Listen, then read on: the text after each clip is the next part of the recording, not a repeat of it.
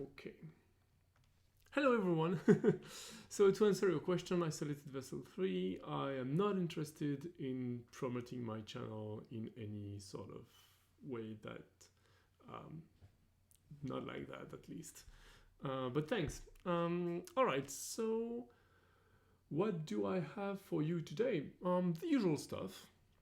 Let me share my screen now. Okay, so that's the usual screen that you are used to. Let me bring that up a bit. Okay. Is it set to be on all desktop? Oh, on first, yeah. On the front, that's good. Okay. All right. I think we're good to go. Okay, so in the last two streams, I have attempted to fix a Noggin to, not a bug, but like add a Noggin feature that is about adding having Noggin use DNS instead of listing the IPA servers in its configuration. It was much more complex than I thought because it touched the requests that Noggin do to connect to IPA, and those are stored in what they call cassettes using a VCR, which is a Python library that records outgoing requests. And since we changed the way that IPA servers are listed, there are more requests and some things needed to be changed in there. So we needed to rebuild the cassettes, except there were some things that were wrong in the cassettes that used to be right, but then we changed things, didn't rebuild the cassettes. So anyway, so that was much more of a mess than we thought it would be, than I thought it would be. But in the meantime, my colleague Ryan has worked on something else in Noggin and had to rebuild the cassettes. So we worked on that and he's got that done. So the pull request is merged and I rebased my pull request on his. So now I think what we can do is check whether it actually works now or not. So I'm gonna go quickly finish that, see if that works so we can be done with it and move to something else. Who do we have in the chat here? It's the usual people. All right, hello everyone, welcome here. So Vagrant is running, or I think it should be. Yes, it is.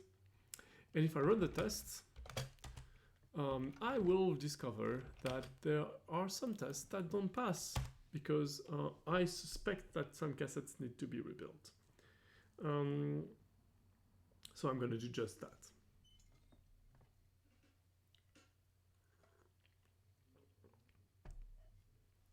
It's another HTTP error here. Probably a couple more down in the list.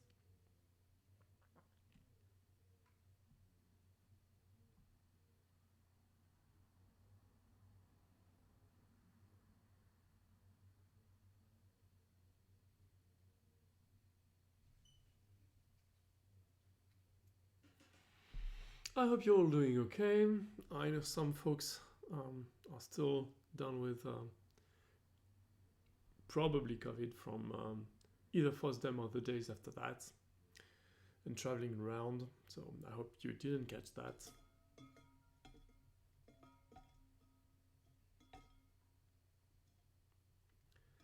Waiting for the tests to run.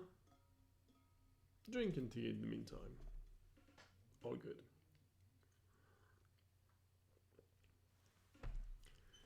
Okay, so there's an error here, and there's another one that says something went wrong. That is not very helpful, but I think it's fine, and we should just rebuild the corresponding cassettes. So let me log into Vagrant and try those tests while asking it to rebuild the cassettes, and we'll see how that goes. So there's different ways to run the tests without the cassettes.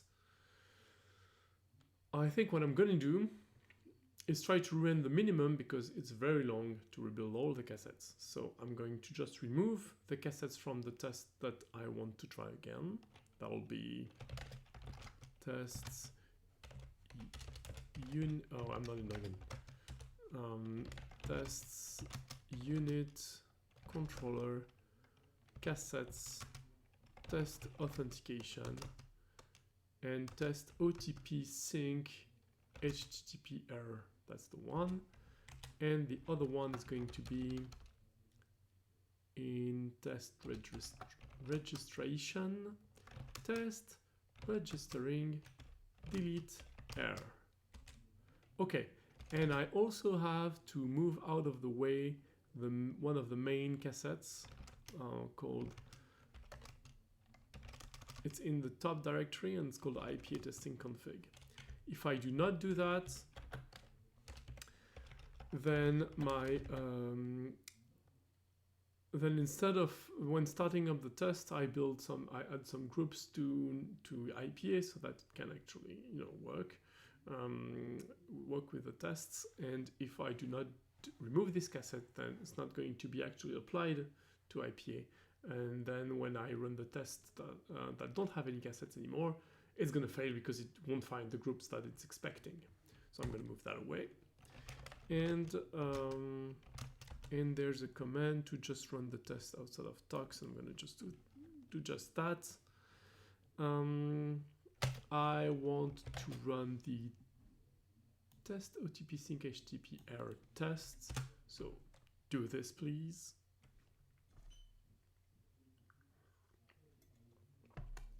Okay, it's still failing. And now it's failing because of a name or service not noun. Oh, it's calling tiny stage. What is this tiny stage thing? Oh yeah, no, that's normal actually.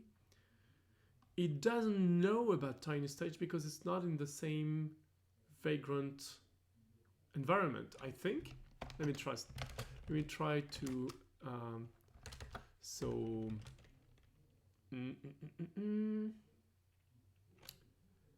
infra tiny stage, right? Vagrant status.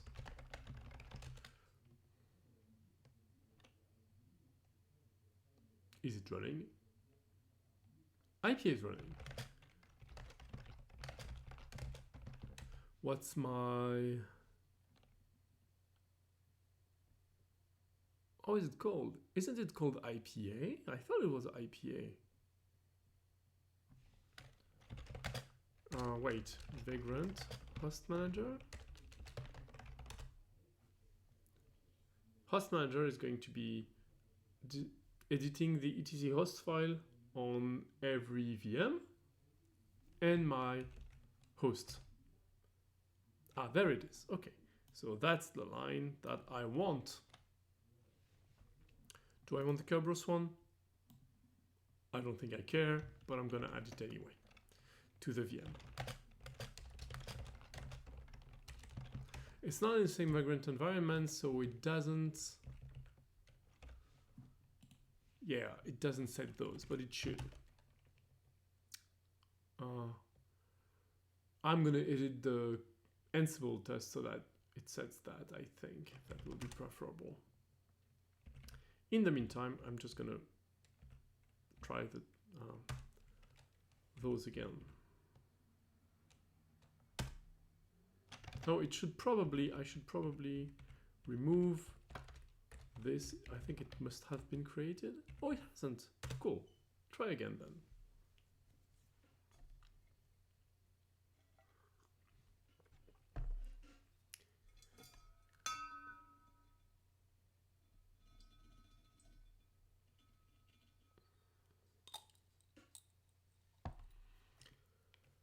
Aha. What is it this time? Exceptions.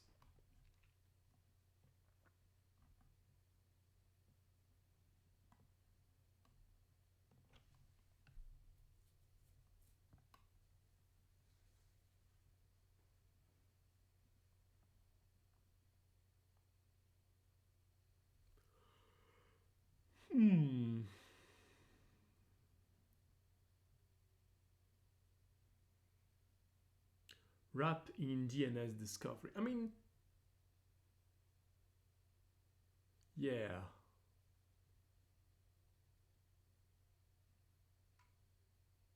That can't be right. I mean, the DNS discovery that is used in the library, free API client, should probably be patched as well, no? Let me look at that, for example. 176. This is running the function. Oh, it has already a host. Okay, that's cool. Then why is it failing? It's running posts. Okay, that's failing. Request exception.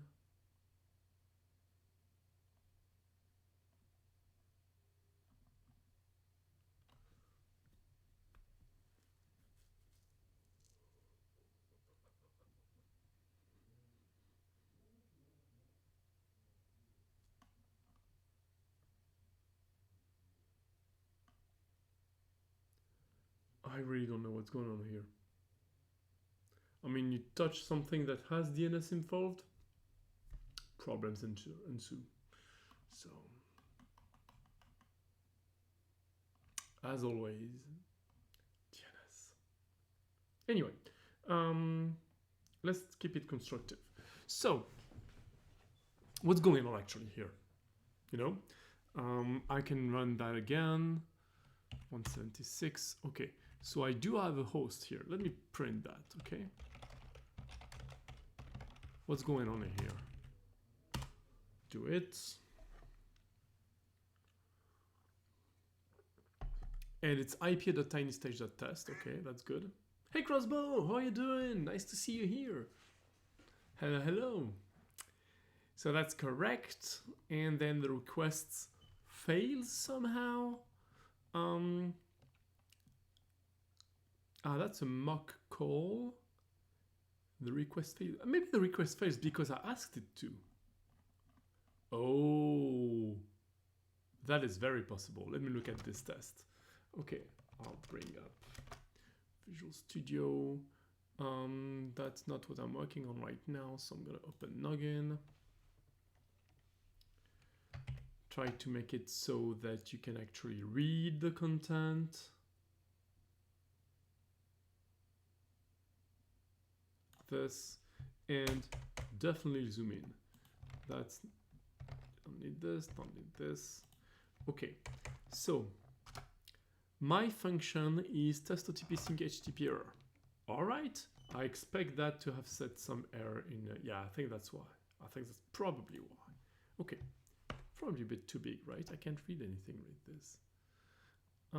So it's in test authentication. Is it? Yes. Test OTP sync HTTP error. That's the one. Right. Okay. So my mistake here is that I am setting. Yeah. Definitely not right. Yep. I'm patching that. And it's failing because probably the same error as the one that I had before, if I remember correctly. So I had a few issues before that with this, and that was, oh wait, let me look at the last commit. My work in progress last time. That was, yeah, changing things to TinyStage. Okay, that's fine. There were errors, I think, in the tests. Am I in the test already? No, I'm not.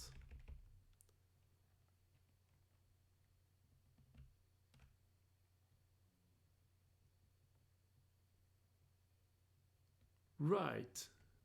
So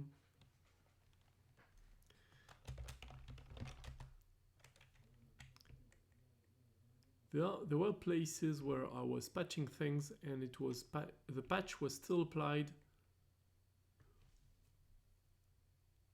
on the teardown of the function. I thought I fixed that, but apparently it's not sufficient. Conf tests. Client, okay, no. Request context, no. Yes. Okay, SRV lookup, session SRV lookup. Okay. Right. Let me get back to my test authentication file. So what I'm using here is logged in dummy user with OTP, okay, and mocker. Okay.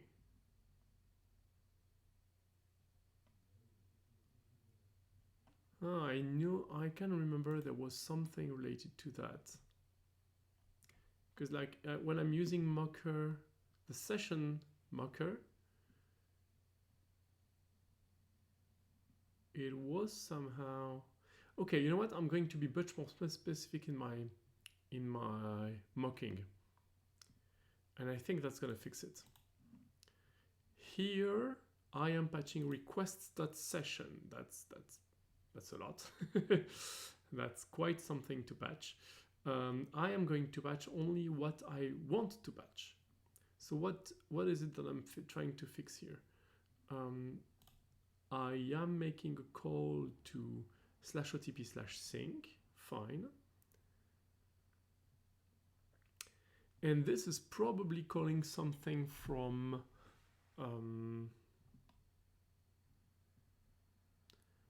this is probably, what is the code doing actually?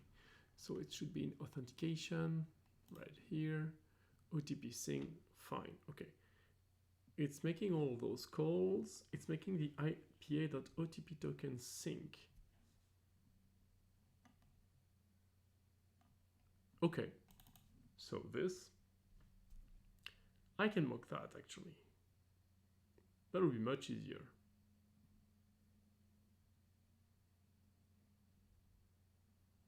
Instead of mocking the inside of the Python 3 IPA library, should totally change that. Where is it? Right here. So get current object logger. Yeah, don't mind. What I should patch is probably my client. So I want to patch my logged in dummy user with OTP, and I want to patch its OTP. How is it called? OTP sync? OTP token sync.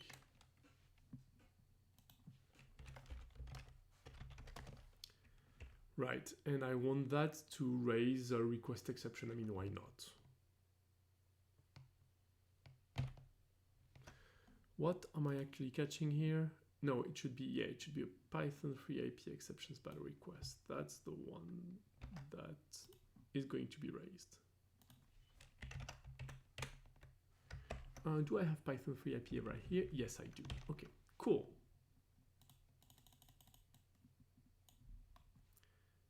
Let's see if that test passes now.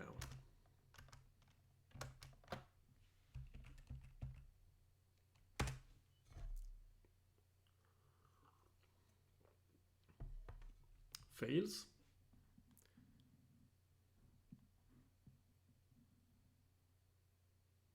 Oh, I'm not patching the right thing. Noggin representation OTP. Okay, yeah, okay, that's giving me, okay, that's giving me the OTP token. Okay, so I want to patch the logged in dummy user. That's the one that gives me the IPA client, actually. The with OTP fixture gives me the OTP token. Try again.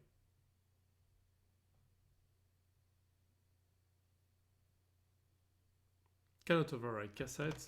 Fine. I don't want you to overwrite a cassette.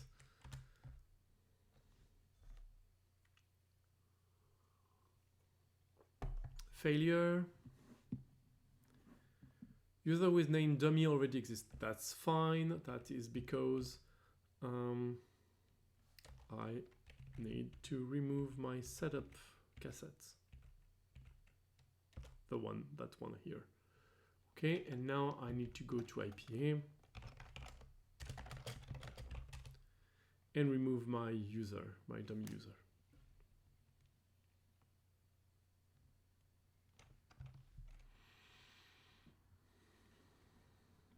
So how you guys have been doing?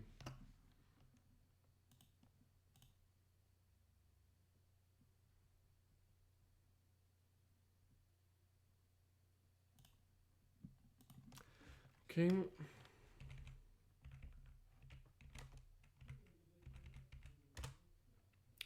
Goodbye, my testing things. All good. Let's try again now.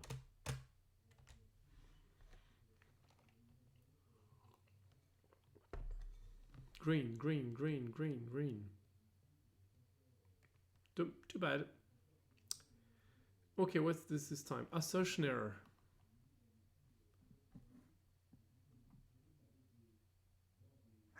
Something went wrong. Just ran from cycling, trying the That's pretty cool. Do you cycle on some like cycling specific track, or do you like go through a city, or where do you do your cycling? But actually, this morning I went for a run. I'm trying to pick up running because sitting in front of a computer all day long is not good for you apparently, and your body might let it pass when you're younger, but I guess I'm not that young anymore.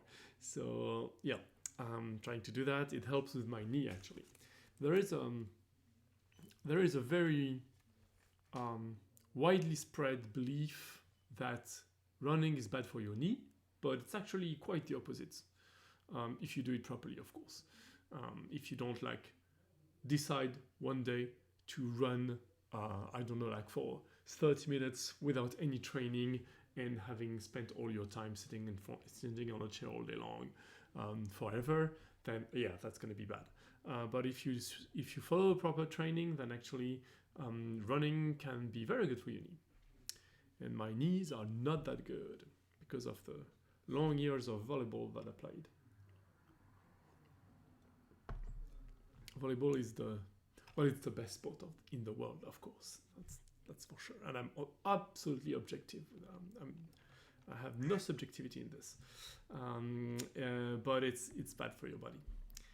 So city, on the edge of a city where there's less traffic. Yeah, 20 kilometers ride. That's pretty good. Okay. And as you know, and I'm going to say that again, wear helmets. Yeah, helmets are cool. You should wear them. There's been too many people who got hurt riding bikes in situations where there were cars around. So yeah, be careful with this.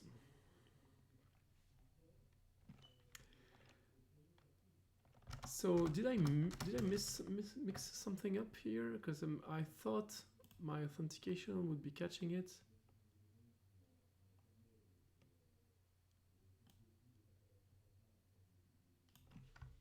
It's catching something, but it's not catching what I wanted to catch.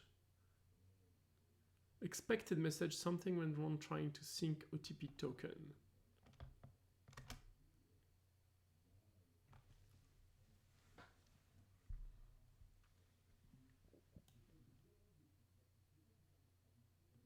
Where does this come from? Something went wrong, blah, blah, blah, blah, blah. That is weird. So I'm expecting, if I'm raising a bad request, I'm expecting something went wrong trying to. Where does this come from? Oh, correct. Okay, I'm testing this method apparently. Yeah, okay. So yeah, of course. Yeah, that makes sense. I will have to patch this instead. So I want to do running. It is harder than cycling when you overweight, but it will slowly start and slowly change. Yep.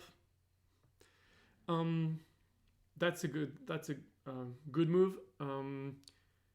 It is much harder, of course, because you're not carried by something. So yeah, if you manage to introduce that, be very careful with how much, like with the pace of your training. For example, I have some problem with my knee, but it's not horrible. But still, I followed the training program that was very strict, that was very, very progressive. It could work with people who are 60 or 70 even. There was like 30 seconds of running and then 3 minutes of walking, and then 30 seconds of running, 3 minutes of walking, all that 7 times. And that's 3 times a week. And then the next week you start to have like 1 minute running and 2 minutes walking, etc. And that's 3 times a week. You do that 7 times, it's 3 times a week. And then the week after that you move to I think it was moving to 3 minutes running and 5 minutes walking, that sort of thing. Yeah, so just be careful not to go too fast. I mean, it's easy to think that you know how to run because you've been running since you were a kid. And so you're like, okay, I'll just run. And then you get hurt. I've read that about 50% of people who pick up running get injured within the first year. And 50%, it's gigantic, like 1% or whenever of the person. And that's because they think that you can just run, it's easy, just running. All right, so you get the point. So yeah, my advice would be to be very progressive with this. Of course, you do it whenever you want. But that worked for me, so okay, here I am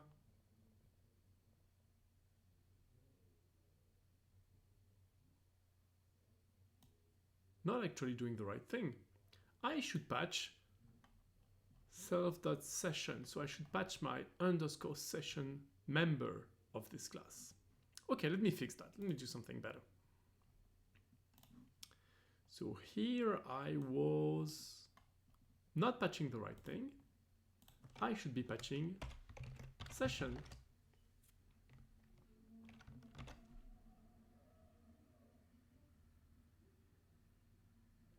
Oh, session.post, I'm sorry.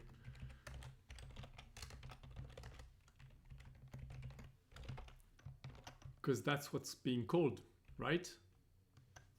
Where's my IPA class? It's here. It's being, yeah, that's post that's being called. Okay, let us try that.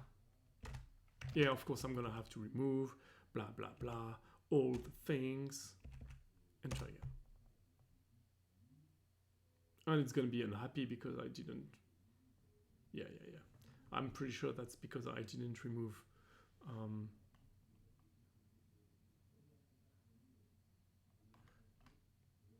wait, let me remove properly the cassettes.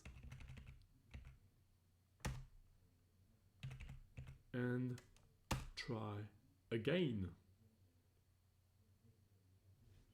What's going on this time? Aha, failed again. Hope it's a different error. Okay, bad request. That's good, I suppose, because that's what I wanted to do. Okay, Crossbow said last time I got 15 kilograms over winter. Stay same. Check it by body on new weight. This year idea will be to cut 10 kilograms seriously. That's pretty good. I mean, that's quite a lot. That's quite a lot. So well done on the perseverance.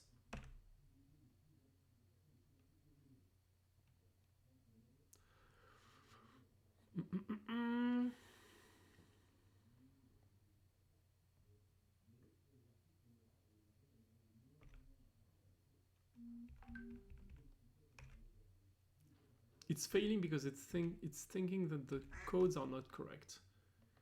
Hey, League of Loco Boy. The fact of the matter that Owen who knows what he's doing. Do I? Okay, that's something that I've just learned. Well, sometimes I do, sometimes I just try things out and things fail. And after failing many times, you just start to think, hey, how could I not fail again? As everyone, I suppose.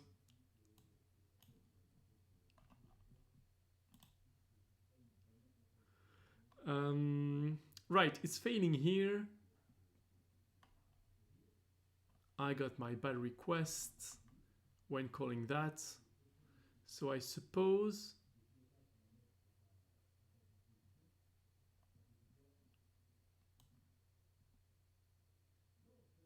okay, I'm getting a bad request, raising a bad request here. And I suppose that I'm actually catching it in authentication specifically. Let's see. Yes, I am catching bad requests.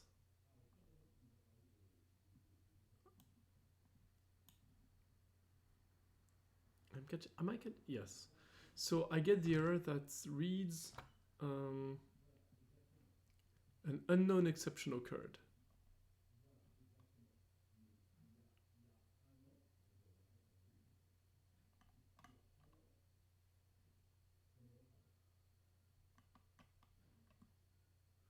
And that is being translated as the username, password, token code are not correct. Why do I end up in this branch of the code?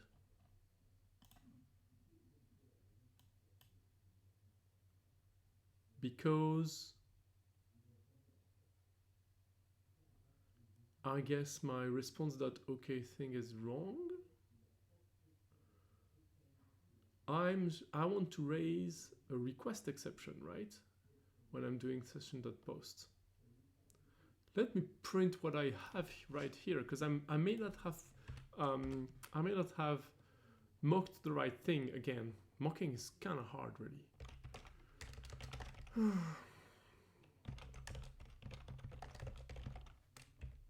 Let me make sure that this is actually my mock and not the original thing.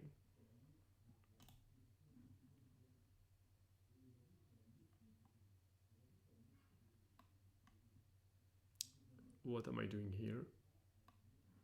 I don't know.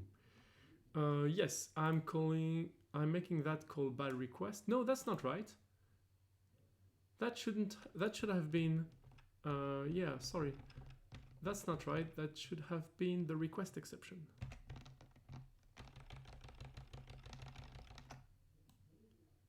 What did I just do? What did I just do? No, oh no, all this is gone. Anyway, that's fine.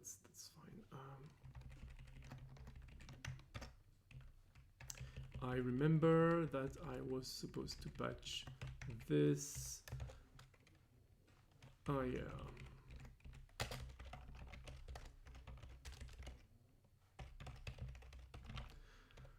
My laziness makes me write more things. That's counterproductive.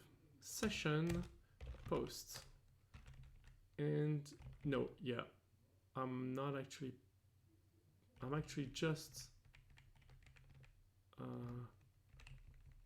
right, I'm patching the post right here. Okay, and it's supposed to raise the request exception. Okay.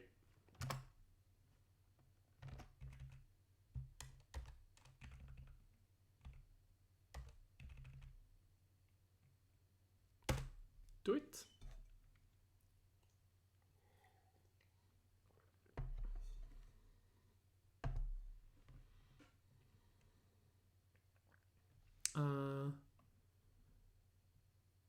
I think I was right. That is not a mock, so I'm not mocking the right one. Okay, so my thinking is, okay, so I'm not, my logged in dummy user here is actually not the client that I wanted.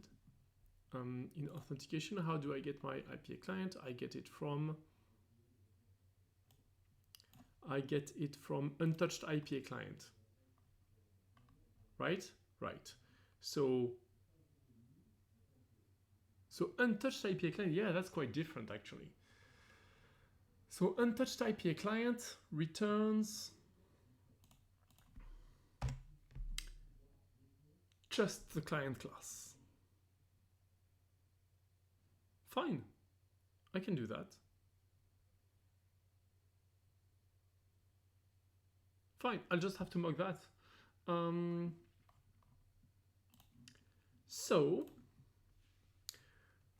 I can have my logged in dummy user. That's my client. And now I need to mock something more. I need to make sure patch, that's going to be noggin dot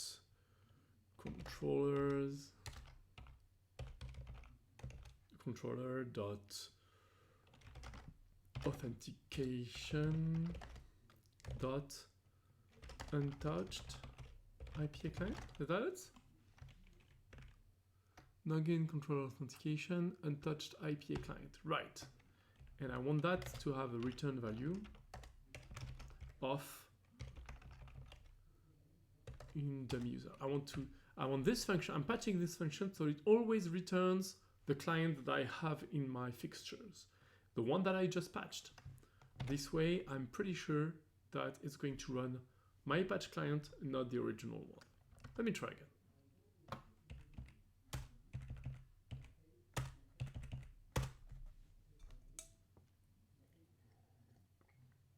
Of course, I might be wrong, but we'll see. Hey! Oh, that's much better. Oh, I'm happy to see this green. Okay. All right. Whew. Stopping after one failure, what do you mean? Okay, so I have the same problem that I had before. My patching of the client actually propagates after. Okay, so I'm going to do it differently. I could have done just that from the start, but from the get-go. But let me try it. Instead of doing mockup.patch right here, I'm going to use a wrapper, use a context manager, you know. So I'm patching this.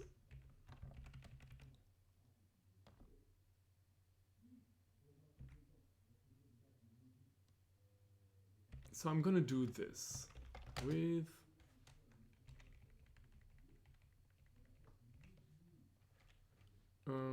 do I already import unit test right here? Yes, I import already unit test.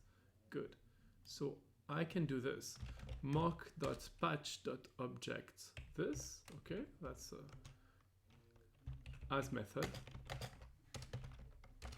So I'm using the mock from unit test this time, because I want to make sure that I'm not mocking things outside of this block, because apparently things get mocked afterwards, and then all things fall apart because it's mocked during teardown, and thus things are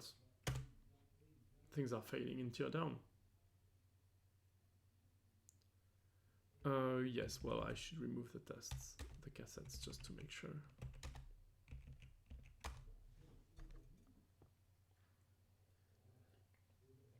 Not just to make sure, the error here was vcr.errors cannot override existing cassette, so it was the actual error. Okay, that works. Okay, so that's a good track. So what I'm going to do now is look at the difference of, look at what I've changed. Yeah, I can remove that. That was in IPA. I don't need this print anymore. Line 43. Yeah, I don't know why I did that. Some debugging, I don't need that. And lots of things. Yeah. Okay, so before that, I was patching this actually. And so I'm going to try and patch the same thing. So to minimize the amount of change that I've made, I'm going to try to patch the exact same thing and see if that works. Because my tests, the way I solved it was not to patch something else. It was to use a with block. So I'm going to try that. So I'm keeping that as a reference. And now I'm patching. I'm patching this.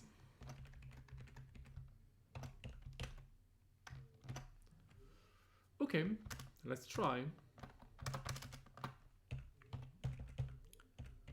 Since I want to be sure, I'm going to remove the cassettes and try again. No, thank you. And try again. Is this going to work or fail? We will see. Yeah, I thought so. So the fix was actually to use a with block. Because I think Mocker is not doing what we wanted to do.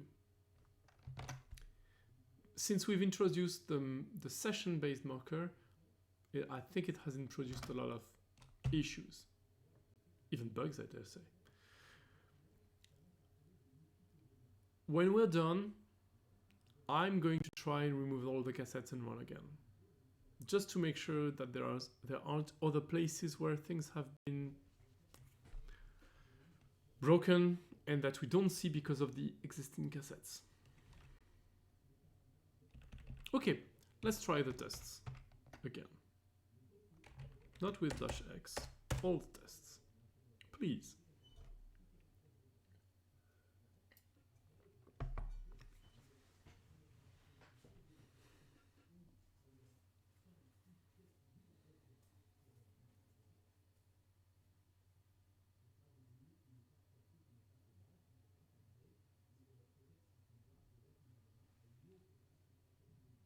While this is running, I'm gonna grab some. Aha! Error. Okay, I think that was the one that we've seen before. All turning red.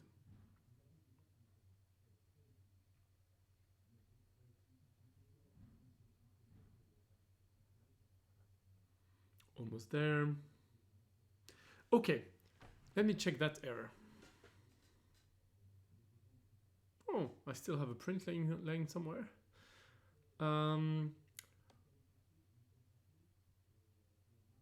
Right, role not found. Yes, of course. I did remove that cassette, but I didn't remove the main. Okay. Oh, so right, that's the one that I removed, but I didn't remove the main. This one. Now I'm gonna try that again. This time only the test registering delete error.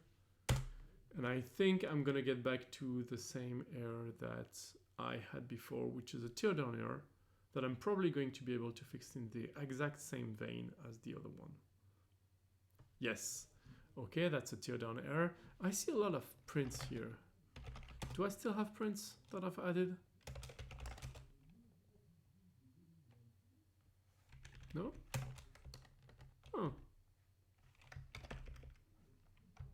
Weird.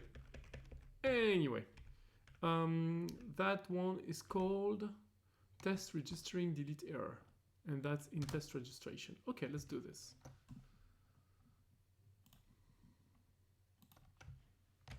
Test registering. I already forgot. Delete error, I think that was the one. Yes, I think that was the one. As you see, it has a patch that I'm going to change. Was that delete error? Yes, okay, cool. I'm going to change the this method. So there's going to be one more with mock.patch. Noggin blah blah blah blah blah as method. I'm going to indent all this. Oh, this one isn't imported yet. Okay, from unit test, import mock. Fine. Now here. Oh, that's the last one in the file. Good to know.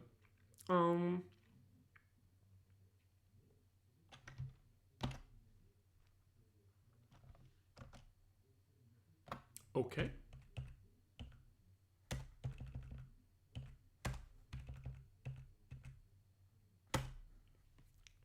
Do it.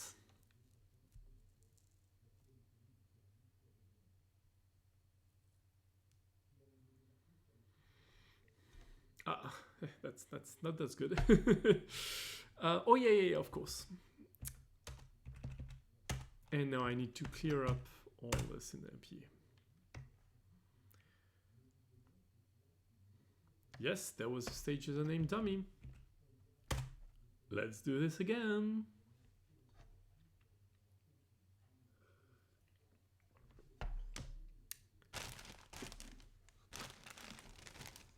Ah, that's some green that I'm happy to see.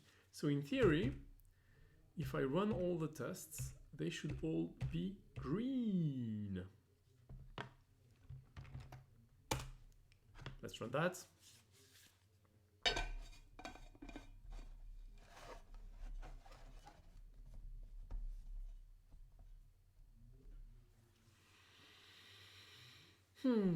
And then I'm going to run I'm going to save that in my work in progress stash, or like in my current work in progress commit. And I will review that. And while I do that, I'm going to run all the tests again with no cassettes and see if I didn't break anything bad. Because like those two, yeah. See, that's okay. That works. That's good. That's good. I'm gonna save that in my commits. What did I change? I changed. Should not need to change that. What did I change in there? Actually,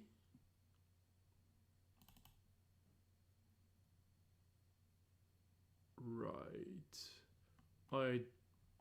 Yeah, that was necessary. Okay, that's good. That the only change? Yes. What's that?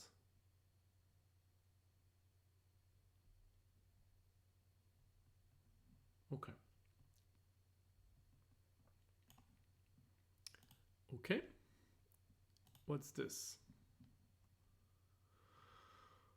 Oh yeah, that's going to be a pain. So for some reason, the formatter here doesn't understand, so it's not ISort and it doesn't understand the same. Okay, I'm gonna edit that with the command line called test registration.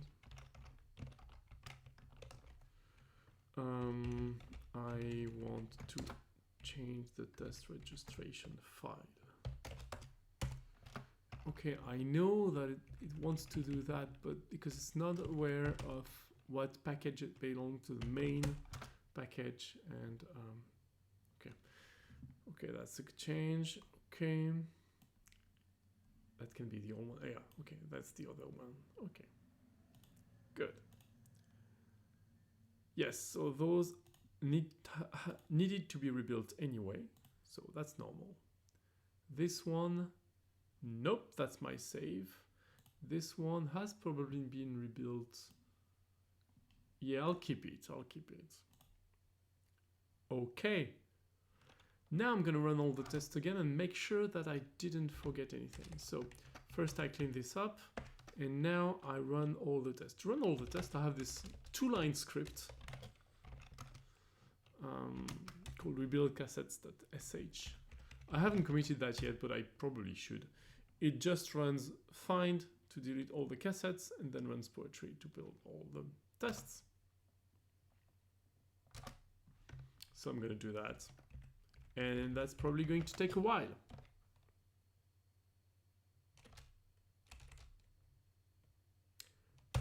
So while this is running, I'm going to go and grab something to eat. So I'll be back in a few minutes. I'll leave you here.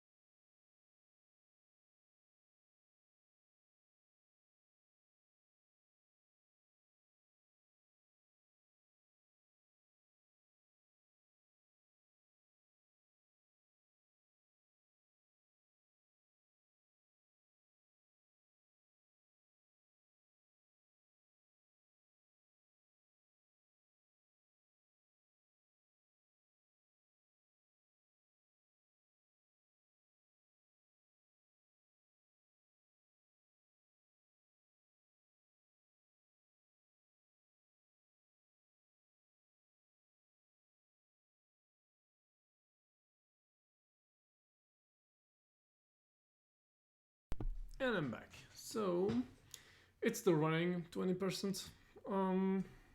That was expected. So in the meantime, what I'm going to do is review my own change, right?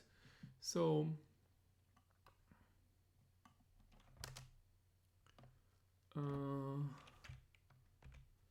yeah.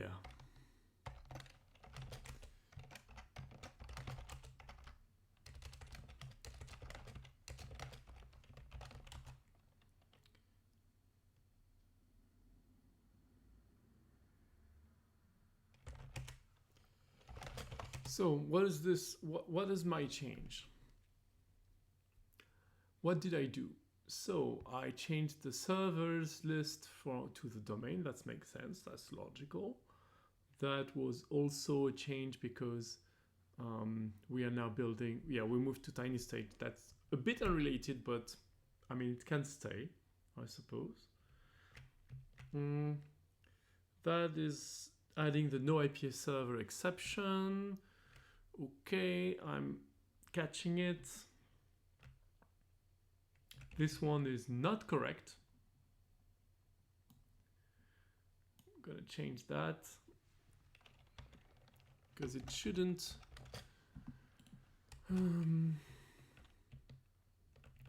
It should consider this as one. It's not the right block, I mean. Store it, please. Okay. I hope that doesn't break my... Oh, yeah. It's failing because I've made some changes to the file. Remote disconnected, blah, blah, blah. Yeah. Okay, I can't do all of this at the same time, apparently, which is a bit too bad, but... let me look at what I've changed. Okay. That is a good change.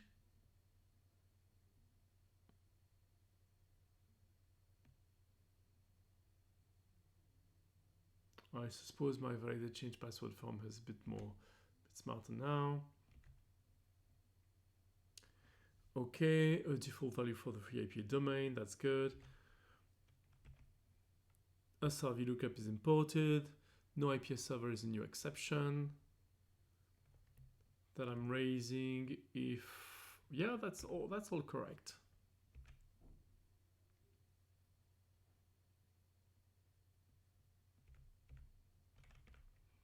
This is a change in the log file to add a SRV lookup. That's good. And at the bottom is some changes in some changes in the tests. Yeah, that's the things that I just did. Okay, so that's tiny stage again.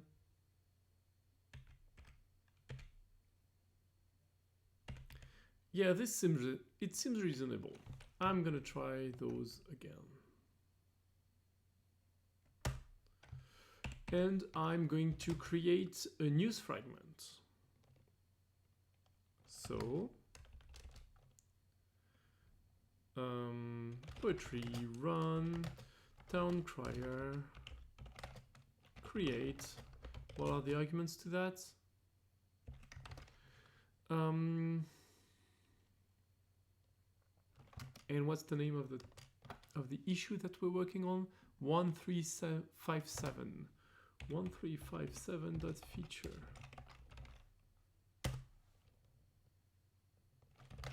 Good. And that's use DNS to list the IPA servers. Yeah, I think that's correct.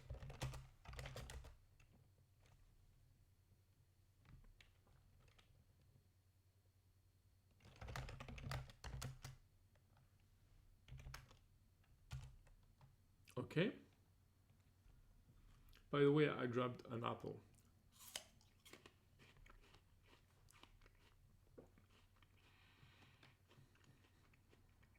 Very good.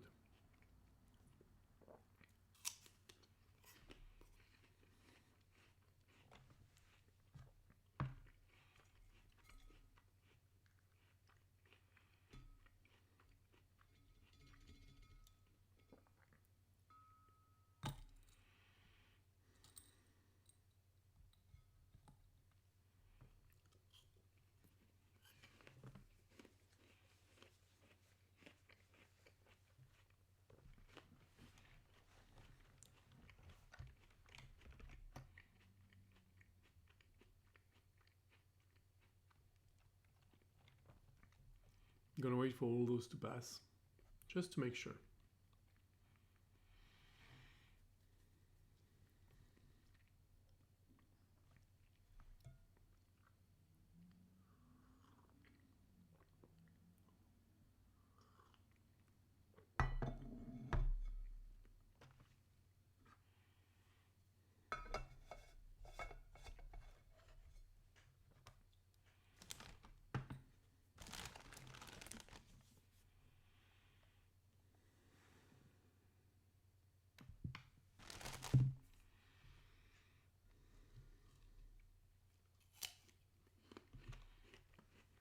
While you're doing this, let's have a look at what we could do next.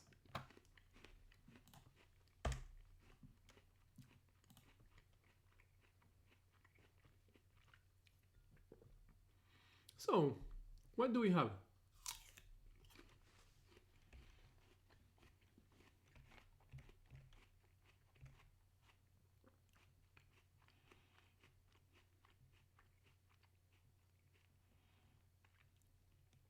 Nothing new here. Oh, there's the same thing about fast.json.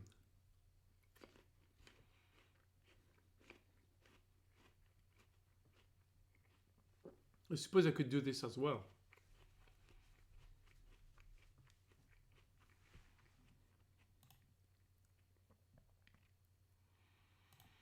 It's going to be a bit different, but it should work the same, basically. How to get fields from all users in a specific group. Okay. Documentation. Fed image is being retired. Okay, Fedora messaging. Add a replay command. Yeah, I probably added that myself.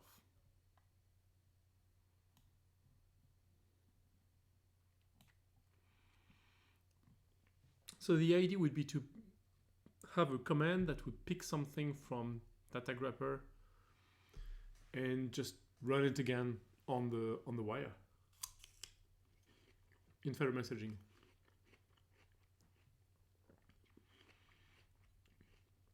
It should be pretty useful for debugging, and also whenever a message crashes a consumer,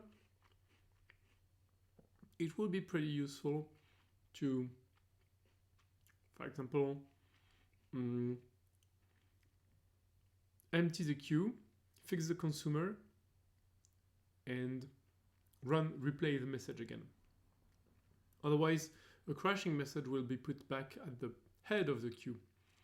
So you're going to get it over and over again.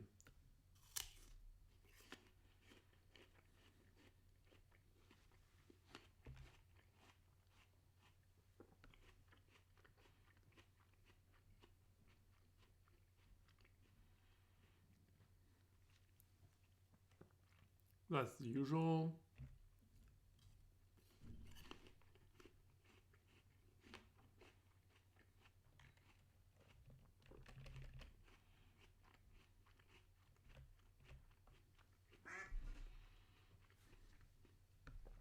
Salut Farcord.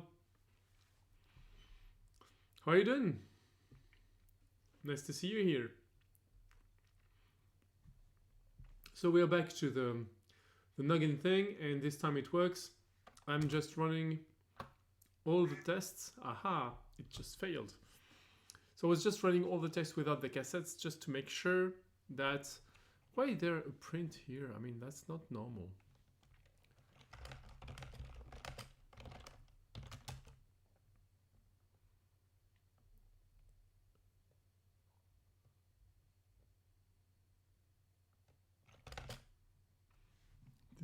Did I have...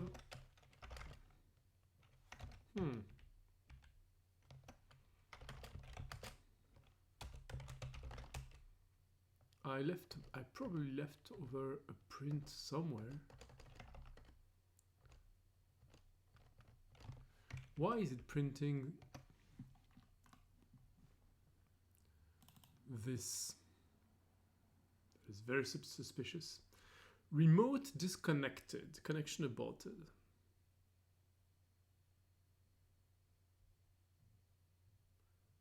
Well, yeah.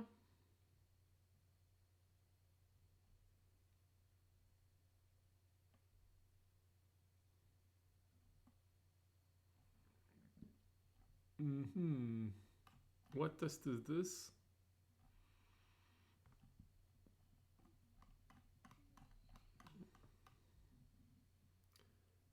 Test group many members. Let's have a look at that.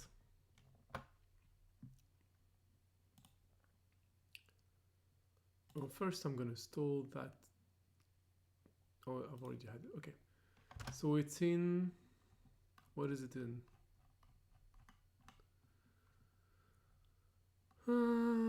Let's see the end. It's in conf test. Okay.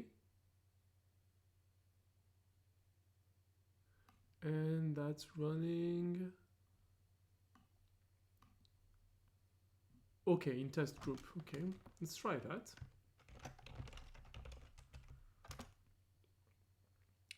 Called test group many members. This one. Okay.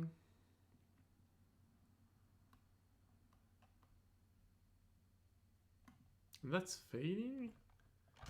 It's failing. Right, it's failing on tear down, right? Yes.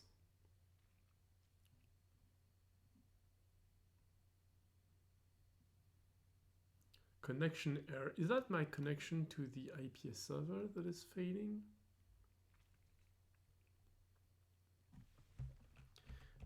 I think when I rebuild the cassettes, I just fail at the first test. I'm gonna try and not fail at the first, like run all the tests. See if it's just an error because the IPA server was not listening at that time, or if it's something worse.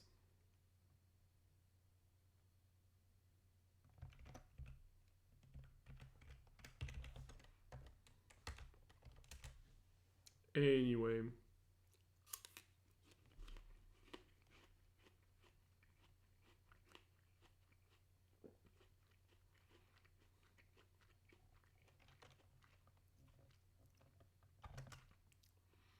Right, so what I was saying is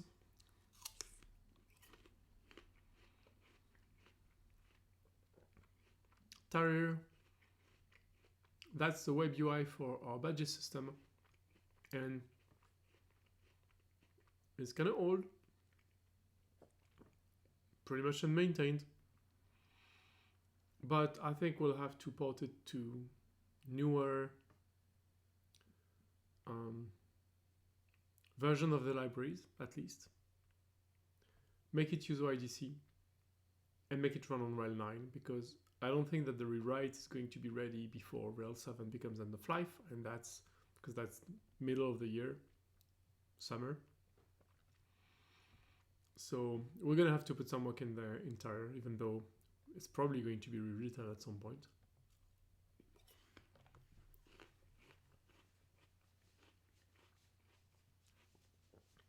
But I guess that's how it is.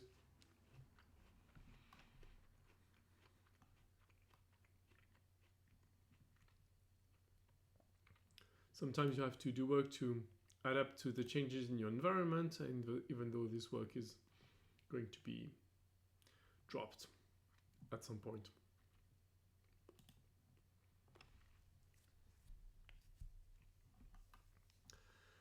Okay, boxlet message, okay. Once we have main 3 on Rail 9, we can fix that. Especially this one.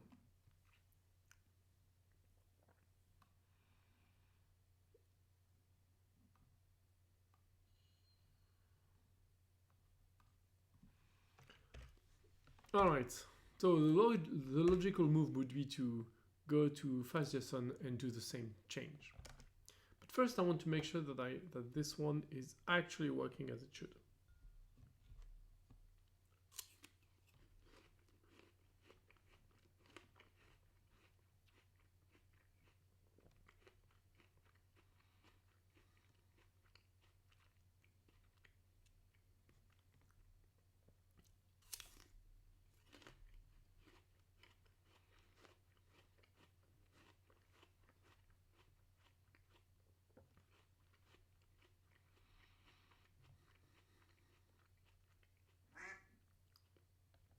Hey Lisa, how are you doing? Nice to see you here. Welcome, welcome.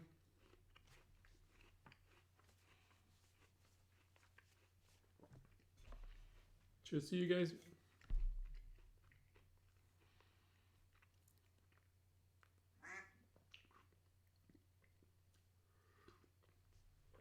So we are running the Noggin tests. I think that all the changes that I wanted to do for the pull request for the feature to make it use DNS to discover IPA servers. Oh, you can hear that. Okay. Yeah, that's a small program that I made when I started streaming because I didn't put the stream on screen, the chat on screen, and it was on a second monitor that I didn't really look at, and there wasn't so many people. There wasn't so many people in the chat, so I really didn't notice that people were saying things. So I made a small program that connects to the Twitch API, where you can get notification. Actually, the Twitch API for the chat is kind of an ISE server, and you can connect to it via an ISE gateway. So I have a small program that runs and gets notified when there's somebody that posts anything in the chat, and it just plays a sound. In this case, it's a quack. Didn't know if you could. I didn't know if you could hear that.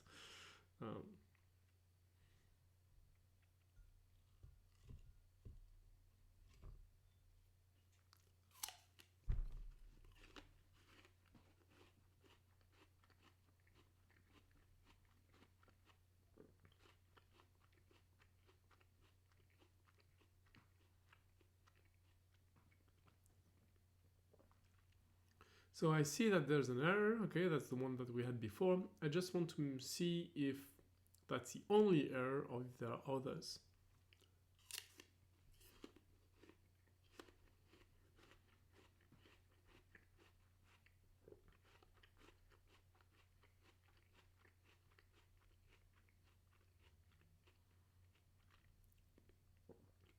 Thing is taking forever, so.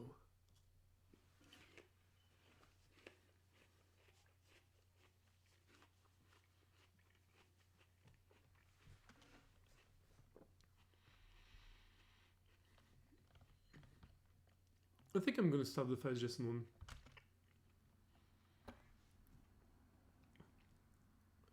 So that's issue 651. I'm going to pretty much do the same, which is use the SRV lookup library.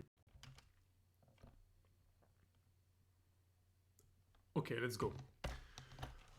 fastJSON. What's my branch? It's dev. Let's pull, make sure that I'm up to date.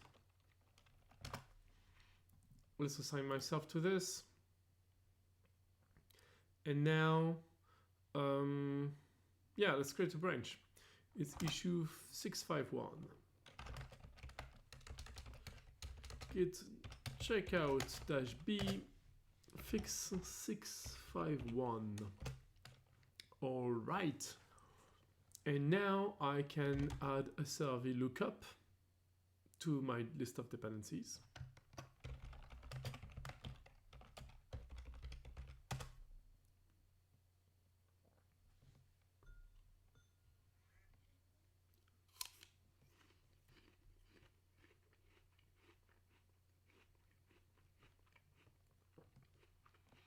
Yeah, so if I could say that even though I speak French, my computer is 100% in English. It messes with my mind to have part of the system in French and part in English. I understand that. Sometimes I get mixed up as well. But I don't know. I guess I've kept it that way for now. Okay, that's installed. So, fastJSON is a bit of a different beast. I'm going to open a new VS Code window to show you that.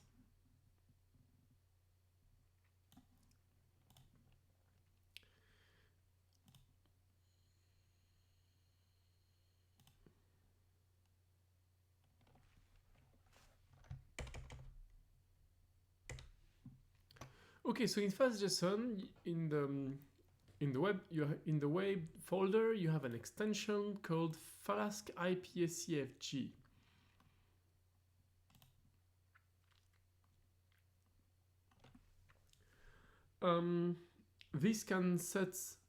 This is going to, you can point it at an IPA default.conf file that's installed by IPA, and it's going to read that to give you information, to give you your configuration about what server you want to use, for example. So it has fastJSON IPA based DN, IPA domain, realm, and server.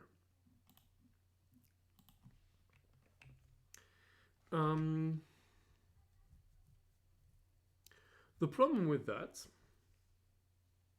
is there are two problems actually with that. It's not dynamic. It's not dynamic at all. It's using the configuration file. So if you want to update things, change the values in DNS, it fails. And the second problem is it only picks one server, even though you have a cluster. As a consequence, then it's, yeah, that's not good, right? So we are going to remove all the calls to fastJSON, well, all the parts where we are using fastJSON IPA server in the code, and replace that with DNS discovery, DNS SRV resolution. I'm going to remove that. I already have fastJSON IPA domain, so that's useful.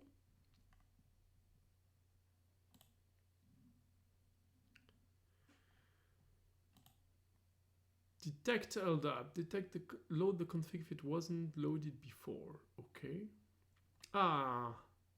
Right, detect LDAP is apparently doing an SRV lookup, right?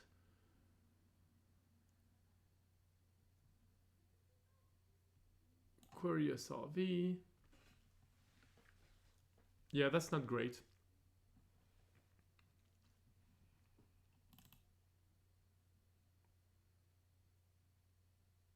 Yeah, that's not fantastic.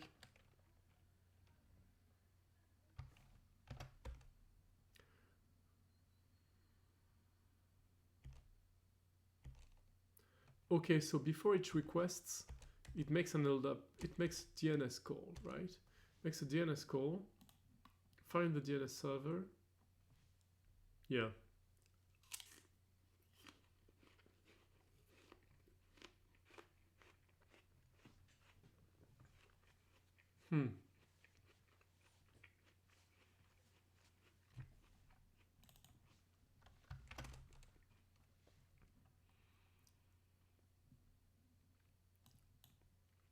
So we're actually doing that already.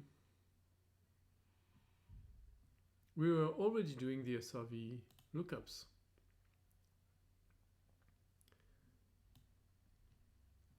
And it falls back to the one that is in the configuration file only if there's a DNS exception. Well, then maybe it's already done. I mean, maybe there's nothing to do here. What about this? RPC client. Okay, now the RPC client here. Okay, this one. But is it really used? How much is this used? It's used for the certificates. Okay, but that's fine.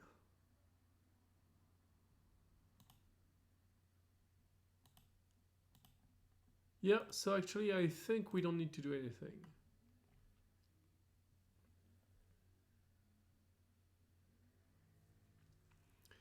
Okay, maybe this one was bogus. This one was a little bit bogus, and we can close it maybe.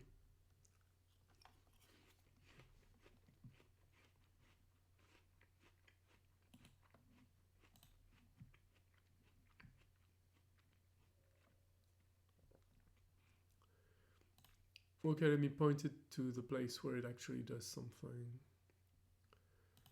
Um,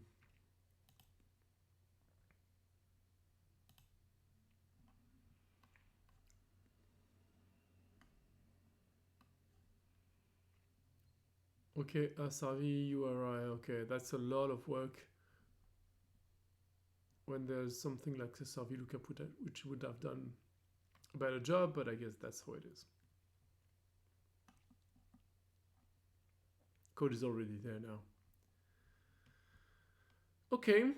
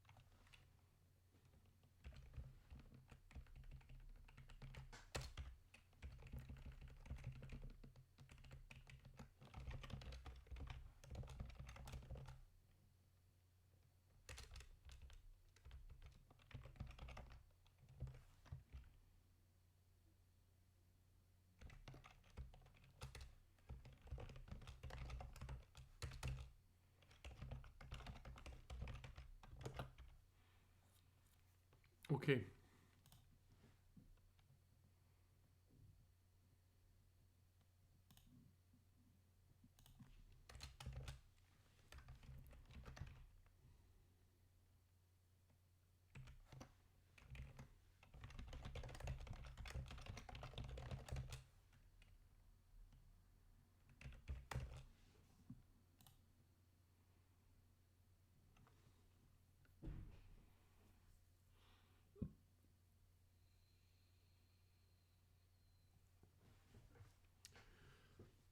That was fast.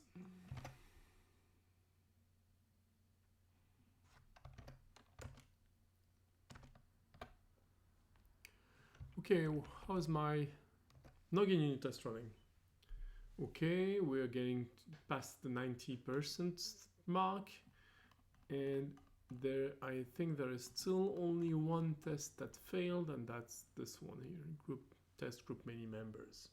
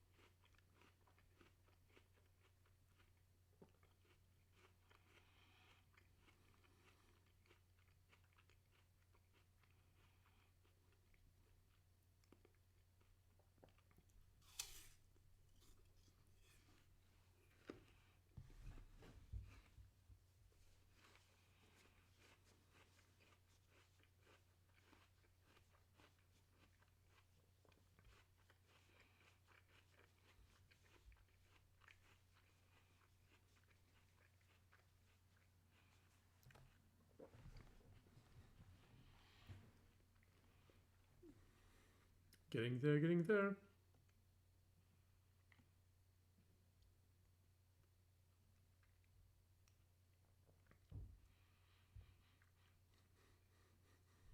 Okay, so I have only one error. I really want to fix that, and then we'll be done. Remote disconnected, remote unconnect. What? What is this?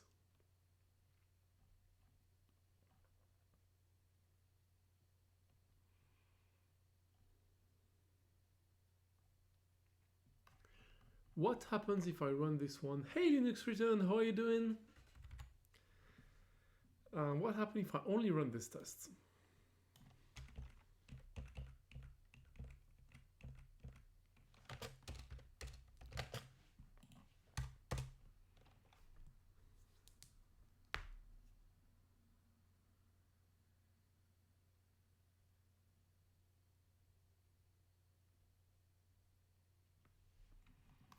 Cannot override existing cassette.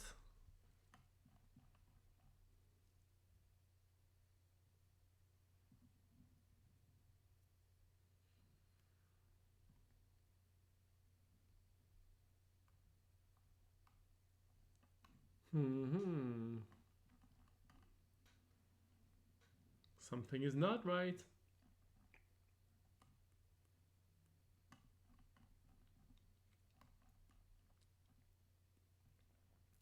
It's failing at IPA logout.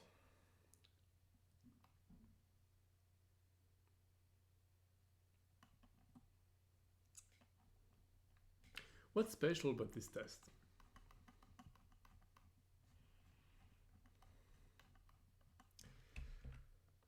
Test group many members.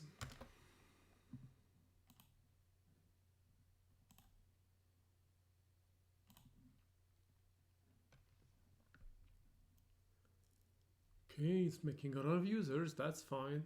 Group add member, okay.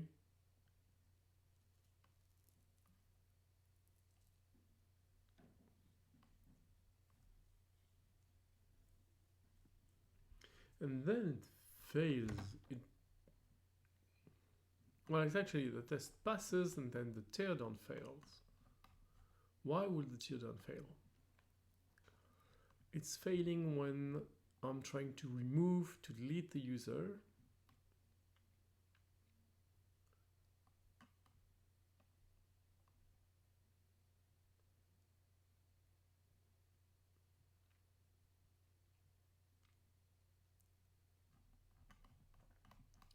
That's the second error. First error was this one.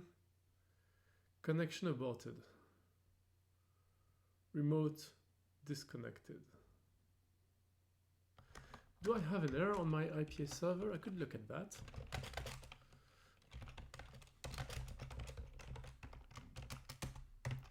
I mean,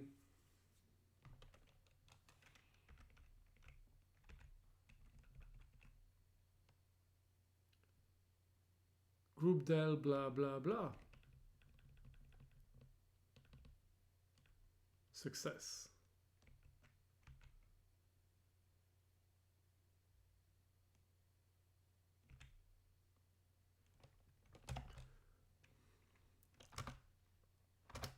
So it's failing when doing.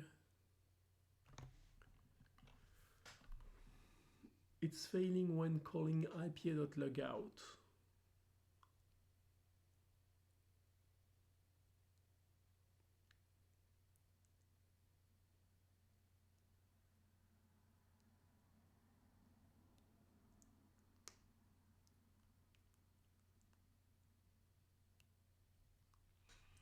Why would it fail exactly while doing that? Okay, let's say I remove the cassettes for this one.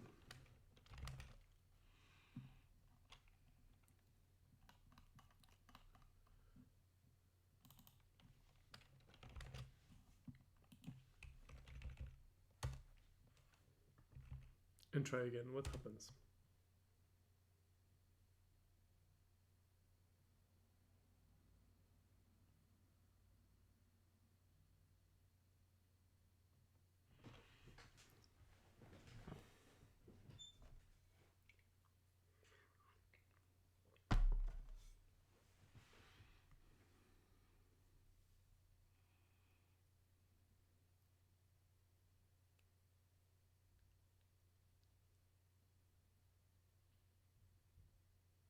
Past that, okay, we know. But the teardown fails. Remote disconnected. It feels like there's an IP error here somewhere.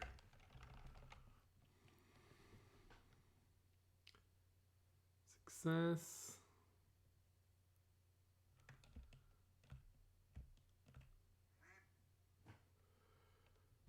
Python, I feel like a migraine to me. Yeah. Yeah, I can understand that. Let me see if we have errors in the IPA logs. So removing the test. Let's try again. Okay, it's setting things. It's making all these users, user add, blah, blah, blah, 18, 19, 20. It's making all those users.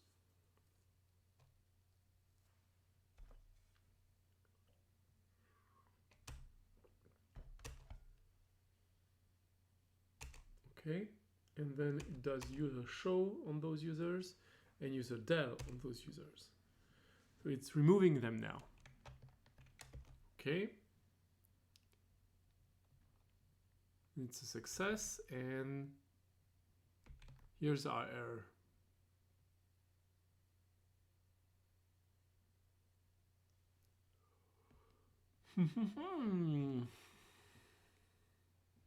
Looks like it's all a success.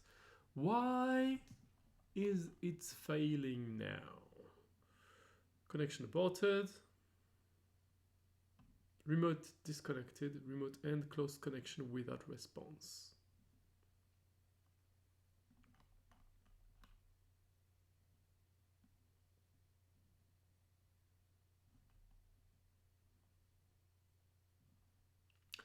Let me print something.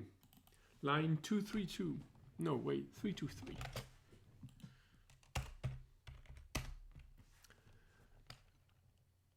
Okay.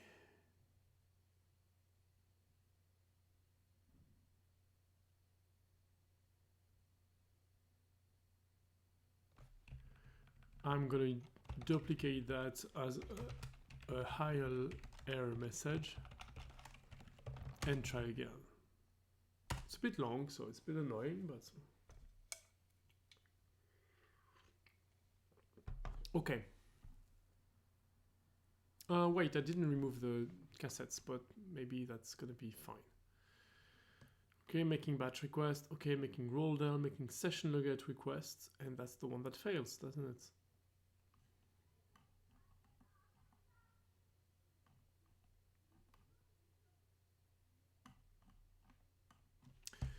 Wait.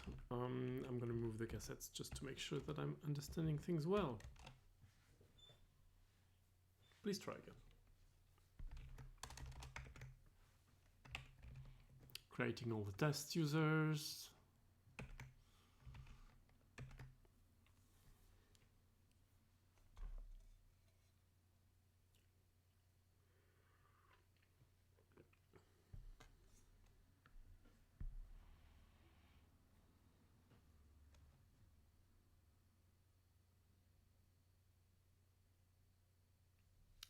Passed, okay, that's fine. And now it's deleting things. And failed. It fails at the last one. Last one being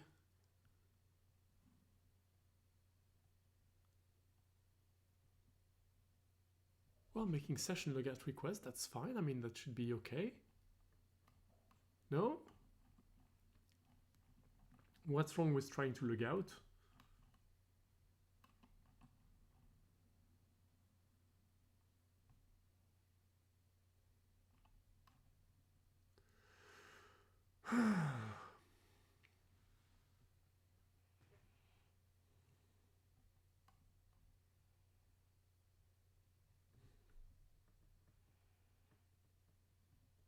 Connection error, connection aborted.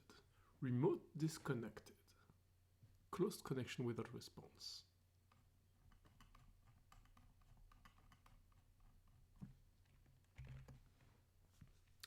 Is there something wrong in... There is nothing wrong in our HTTP log.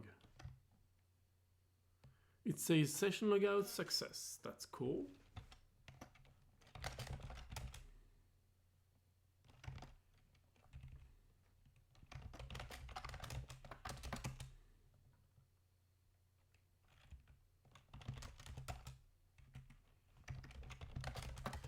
Is there anything in there?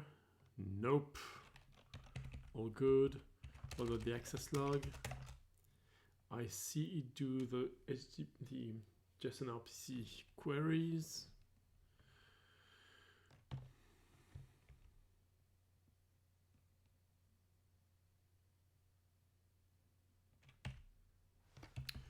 there any error in the log? I don't see any really. That's really weird.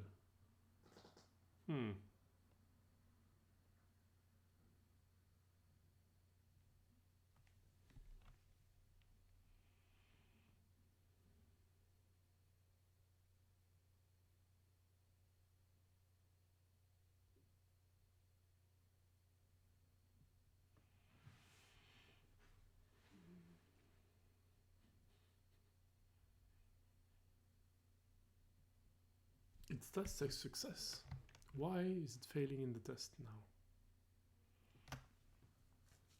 Connection aborted, remote disconnected. Do I find something like this here? I find my request to session logout. Okay. It's passed. The response is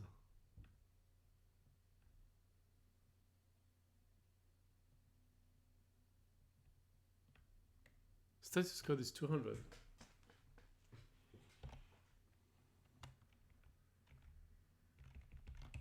I don't know what's wrong really. And if I run that again, then it says, I can't overwrite blah blah blah because it's trying to do something that wasn't here.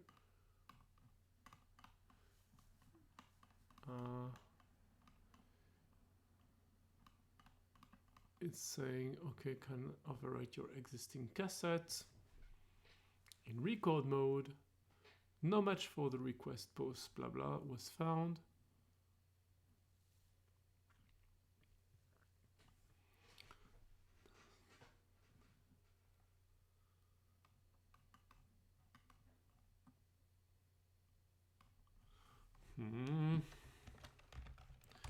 That's kind of weird.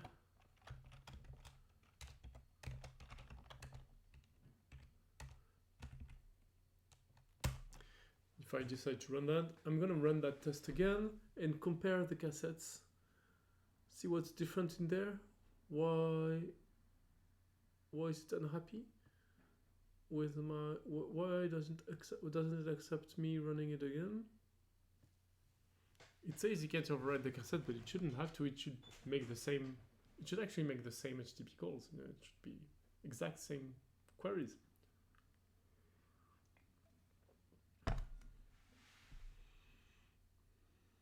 Now removing all the entries. Okay.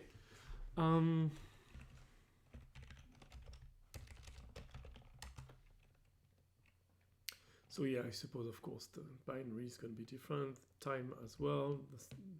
The session token is going to be different. For the first one, I had a content length, but I don't have it anymore. And this one had a transfer encoding that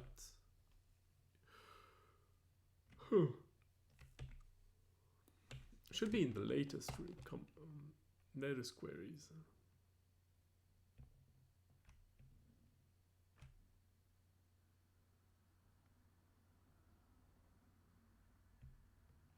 No, I don't see. Maybe it's unhappy because the session token is different. Okay, that's fine. I can remove it, and I can remove the testing config, this one, and try again. Maybe it doesn't want to reuse the cassette because it doesn't have the same session.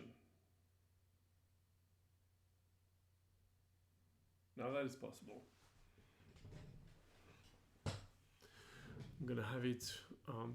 All the login, etc., is done in the main, in the, how's it called, IPA testing config cassette, and that's where you'll find the session.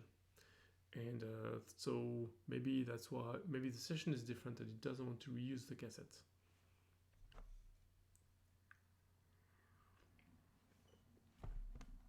Okay, so what do you have now?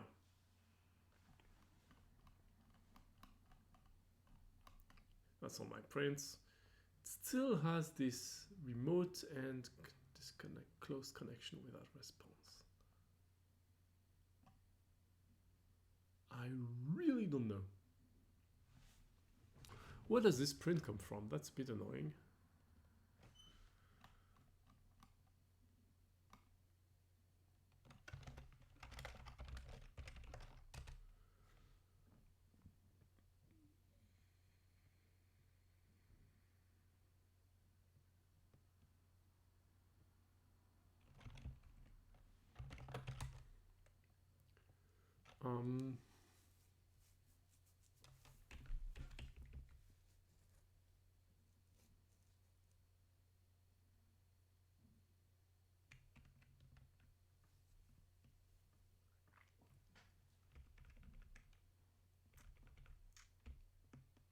I don't really know, actually.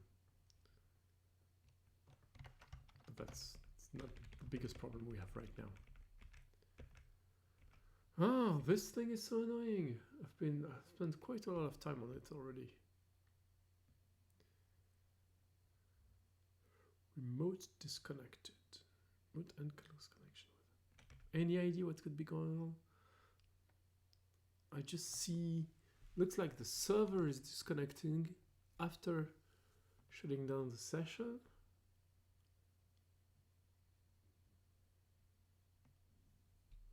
Making session logout requests. Yes. And then that fails.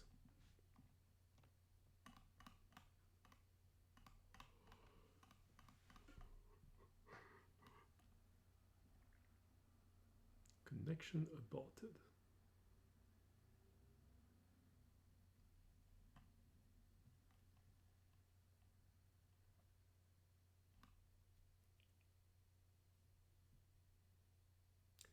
Yep, I have no idea.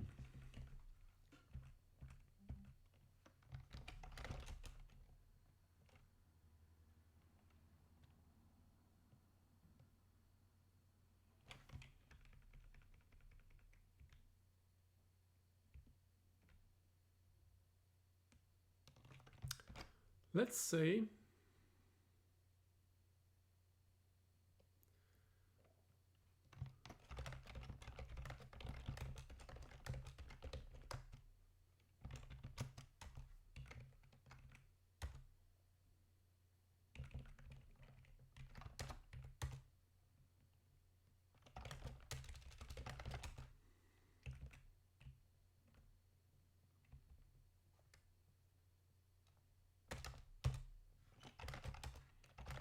okay. Let's just say I don't touch the cassettes, okay? And see if that test passes or not.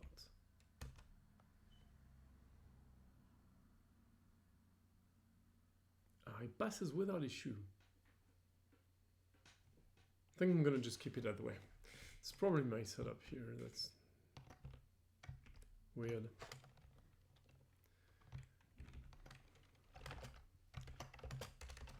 So I've added my news fragment.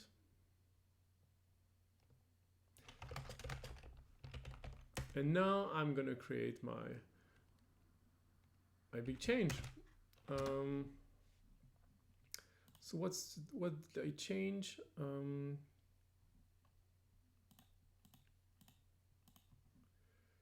Use DNS, that's the one that I want to fix. And fixes branches 1357.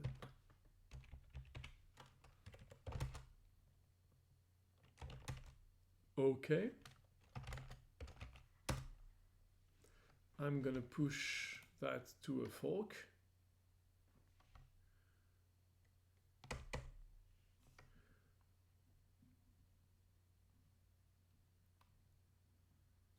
What's my change? So that's normal. Yeah, that's normal, that's normal.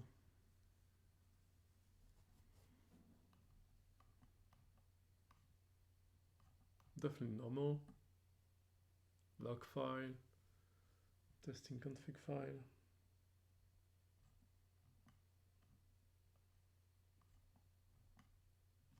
That's all normal. Let's create the pull request.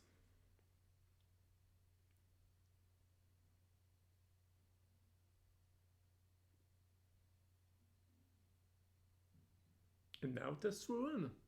And I'll wait for those tests to pass before doing anything more with this. Okay, do you have any questions on that or on other things? Or possibly on the new page that I haven't told you about yet? Well, I have, but on this Fedora discussions, which is on the wiki. So last time I mentioned a few projects that were interesting, I think, for the infrastructure, and that could really help us as a community, not us as the infrastructure team, even though it will help us, but it's really going to be beneficial to everyone. Wiki, infrastructure. So now in the infrastructure wiki page, yes, that's wrong. There is no slash at the end. In the infrastructure wiki page, as I said before, there in the services section, there is a link to the infrastructure/projects page. And this one contains all the interesting projects that I mentioned last week.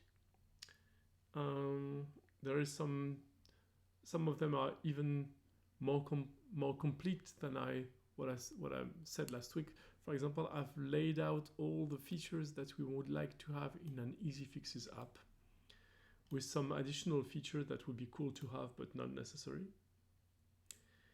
And I think it's a project that could be the subject of the internship, really, like a 3-month internship. I hope we could get some people from Outreachy with us. I need to talk to my managers about it, but we'll see. There's also this one, kernel test.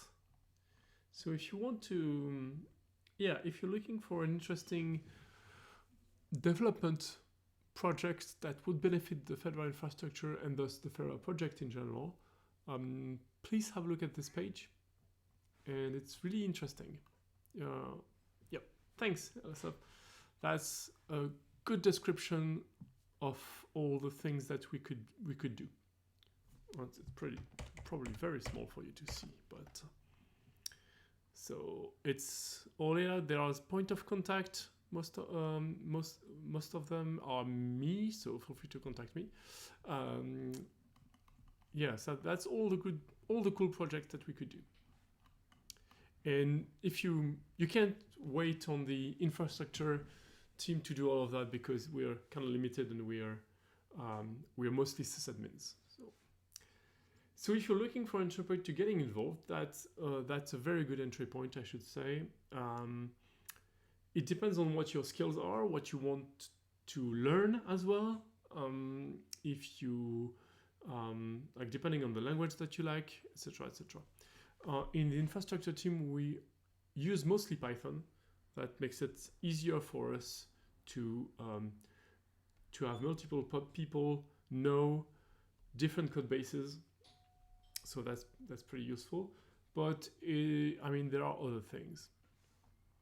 There are some of them don't even involve writing software. For example, IRA. IRA is just deploying an application. You don't have to write anything in this application. Like, there's no development involved. That's a prototyping also. So there are some things that are just about refreshing some applications. For example, the kernel test app. We'd like to make that work in OpenShift, so there's a few things to do. I'm happy to answer any questions with this, really, and do a bit of mentoring if necessary. I'm really happy to do that. So feel free to contact me, and we'll see what we can do. I see that my test has failed. Oh, format. What did I do wrong this time?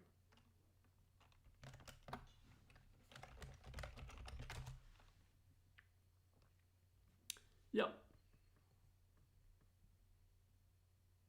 Some things are big, some things are kind of small, but the size mostly depends on what you know already and what you want to learn. So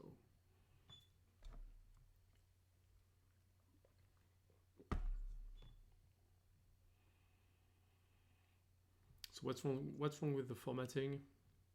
I'm guessing that some imports have been moved around. That happens sometimes.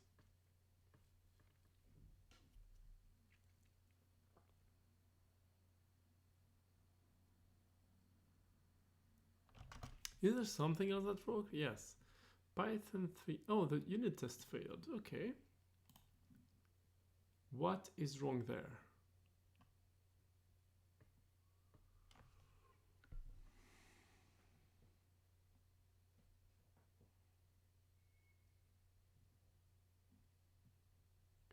Passed, one skipped, 3 warnings.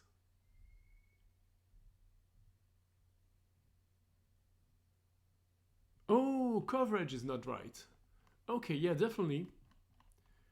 I've entirely forgotten to add some coverage. Thank you for bringing that to my attention. All right. Okay, so I'm gonna edit those now, so we are not. So you want. Okay, so you want to have a plus after socket. That's fine. Same thing for you. Controller registration, and you want something after the import BP. You want a blank line? You have a blank line. Okay, that's all. That is all.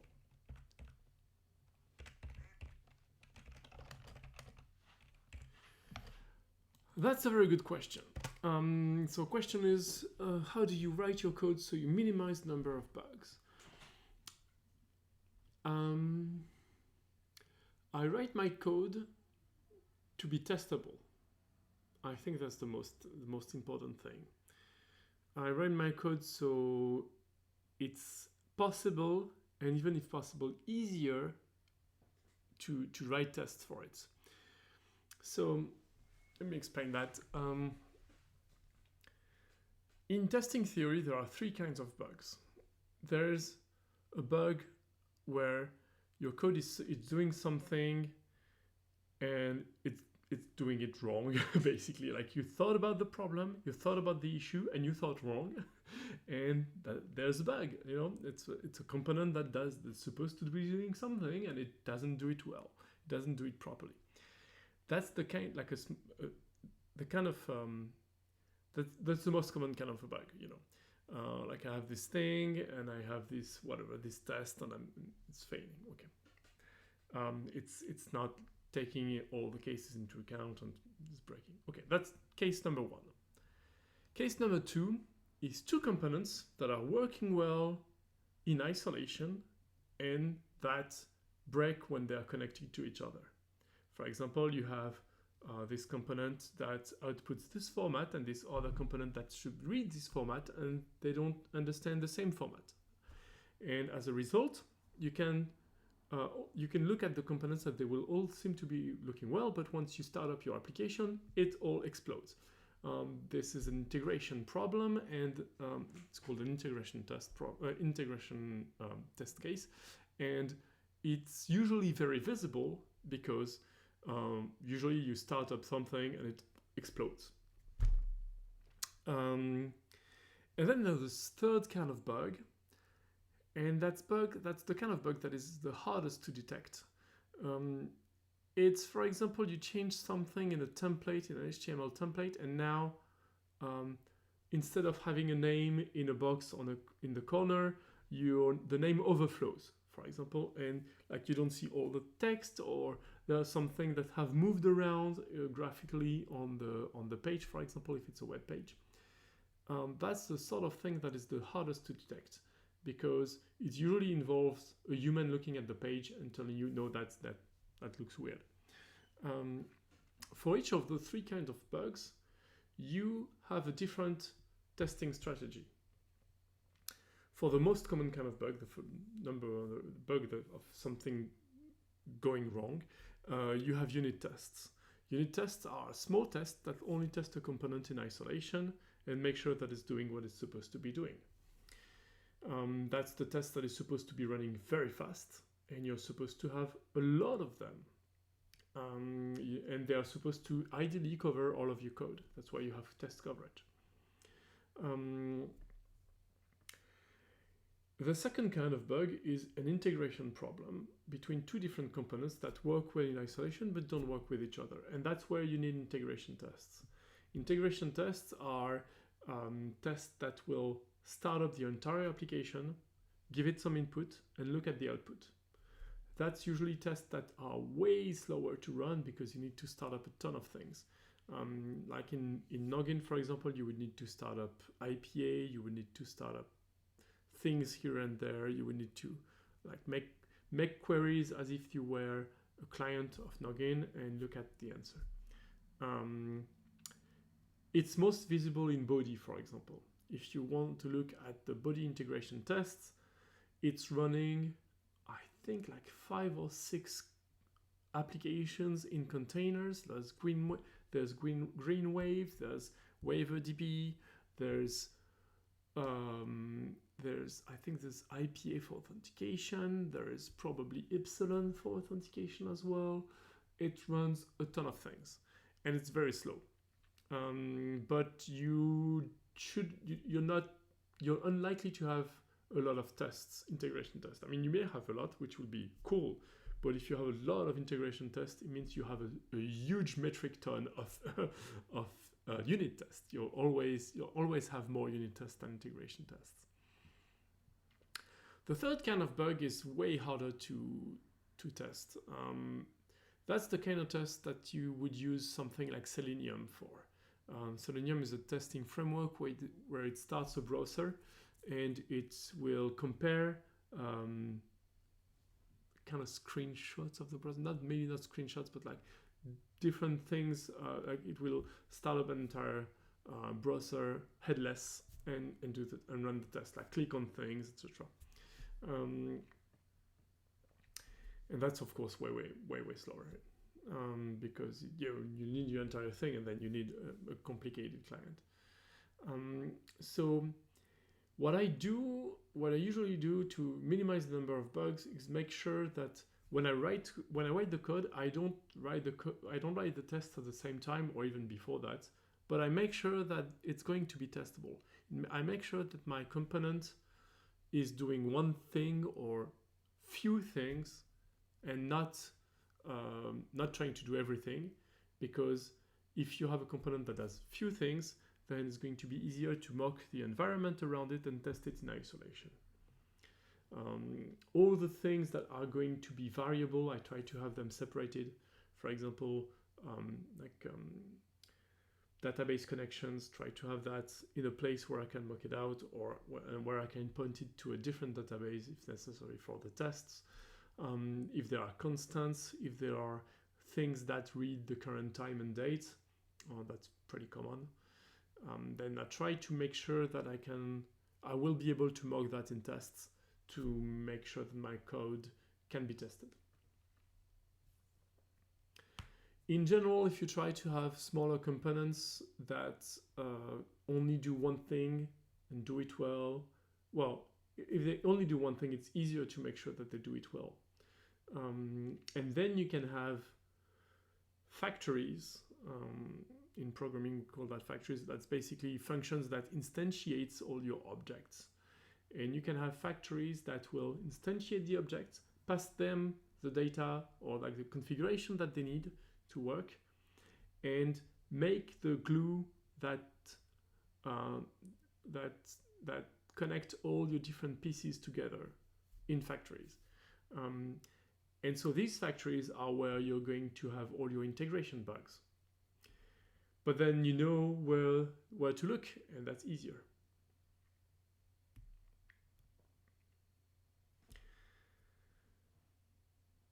Okay, so there's that.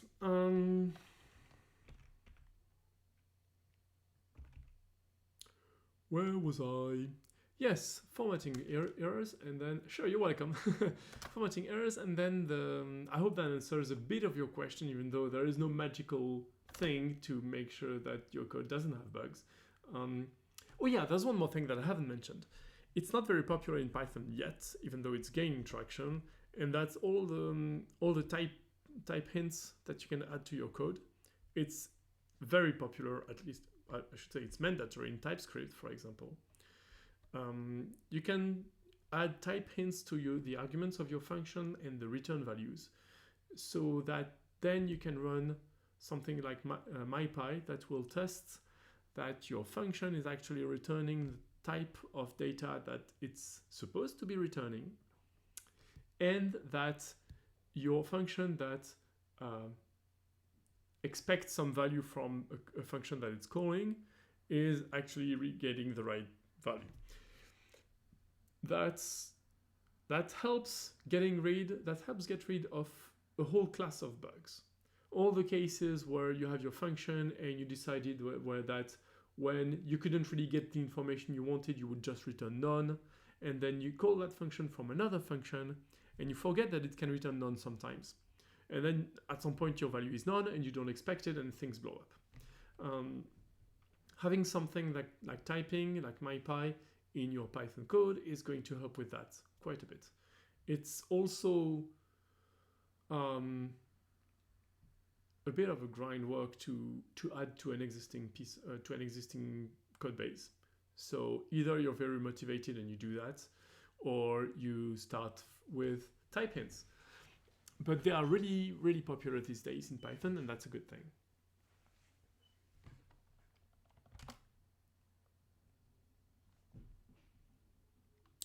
All right. Yes, test coverage. Test coverage is bad. Did I run all the tests already? I haven't. I've run all the tests with no cove. Smart. Not smart actually, of course. So let me run that with not no cove, and I'll see where I am missing my coverage.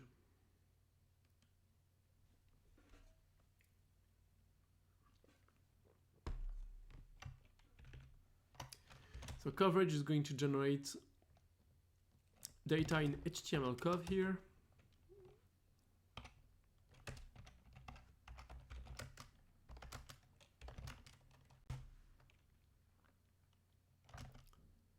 Let me run that. So that's the old code. I'm going to wait for this to be finished and then refresh the page. That's done. That's not. Oh, I'm so stupid. Or is it running with a? Oh no. Okay, that's fine. Let me try that again. Docs-e Python 310 unit test. Please do it. And there you have the command line --cov blah blah blah. So it's going to run the test again. It's kind of fast. Okay. Test coverage is 100%? No. Oh, that's fast JSON. No. I thought it was kind of fast. Okay, that's Python 310 unit test.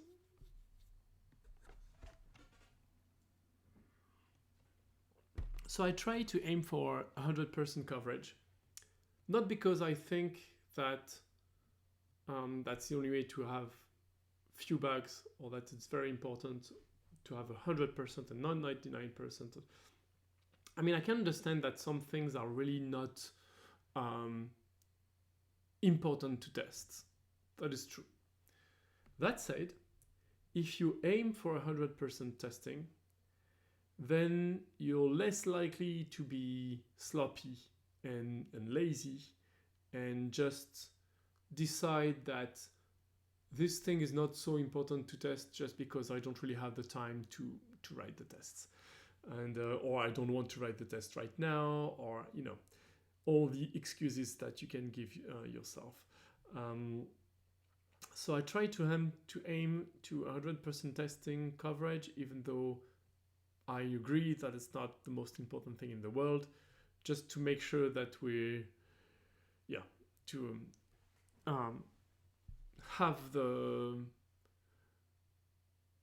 just to make sure that we're not going to miss some important things when we add stuff. So here we have the 99.61%. Let us look at the web interface and see where that comes from. All right, I see that my authentication controller here is missing some tests. Right, I'm not testing the no IPA server. And there's one in the password as well. Same thing. Okay, that's basically all the cases where I'm not testing the no IPA server. Let me add those. Should be easy. Okay, so I'm gonna go to test authentication. Test authentication, what do I have here? Because there is an error case already here, right? There's the bad requests. And I'm testing that already. Bad format, or where's the bad request? Oh, there is no bad request. But I am testing this already, right? Generic error maybe? Happened while thinking. I'm probably testing for. Oh, that's in the sync. Okay, that's the sync error. Okay. Oh yeah, I know that one. Sync HTTP error. Okay, that's the one.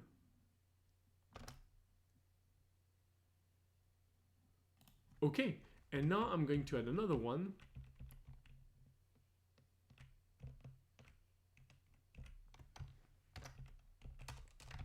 Which is sync no server. All right. Now I just want this OTP token sync function. I want to patch object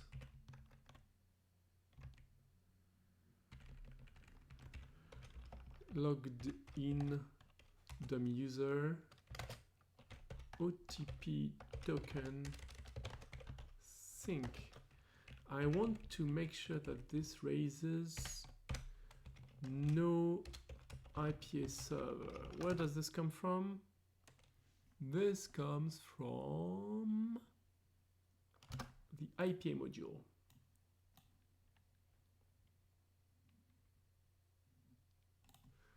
From noggin.app.secure.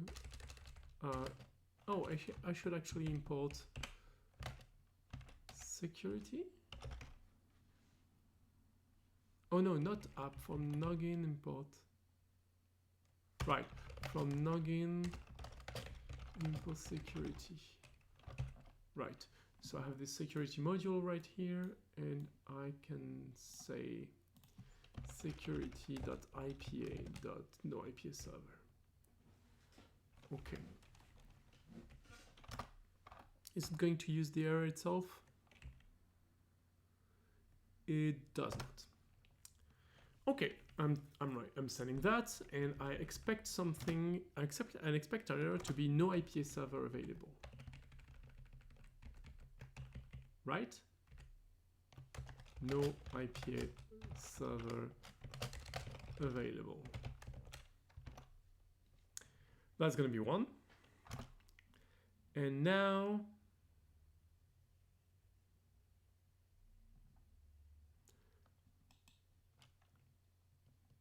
in the password controller,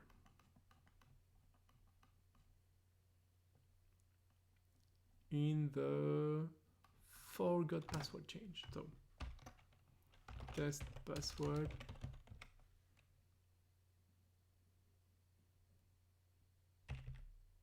Test password reset.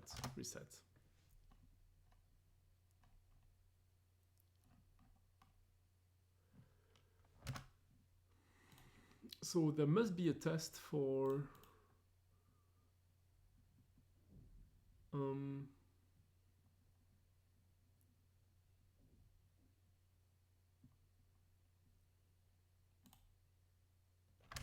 testing.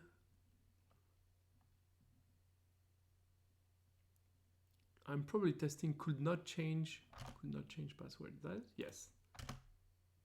Oh.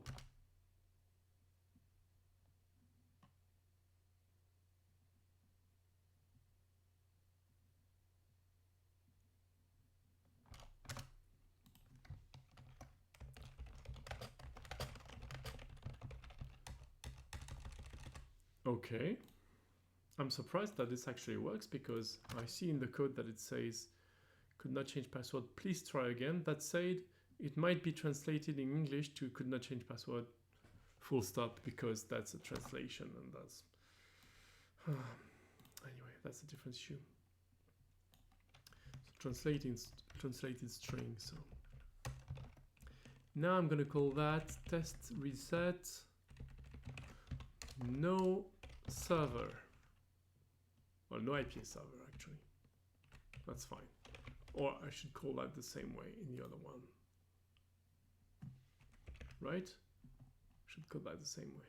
No IPA server.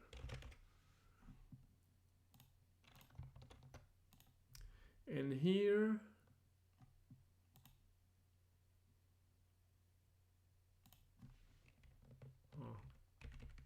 should update the documentation. Well done.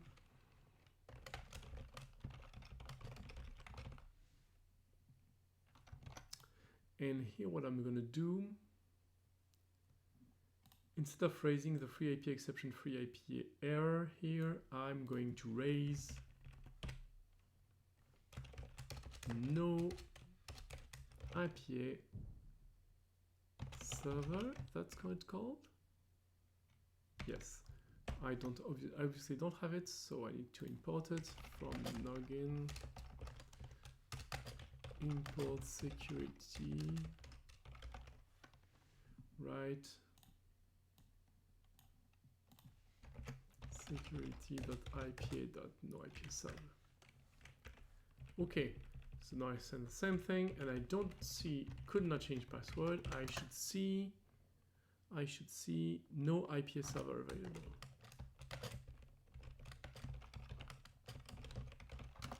There full stop, there is no full stop.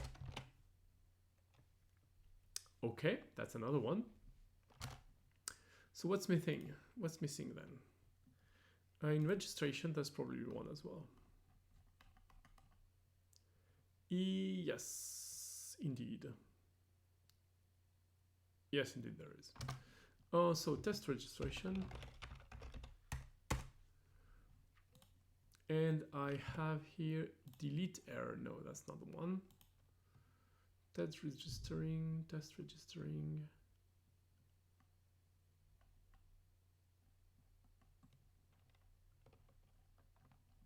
Where is this? It's in activate account.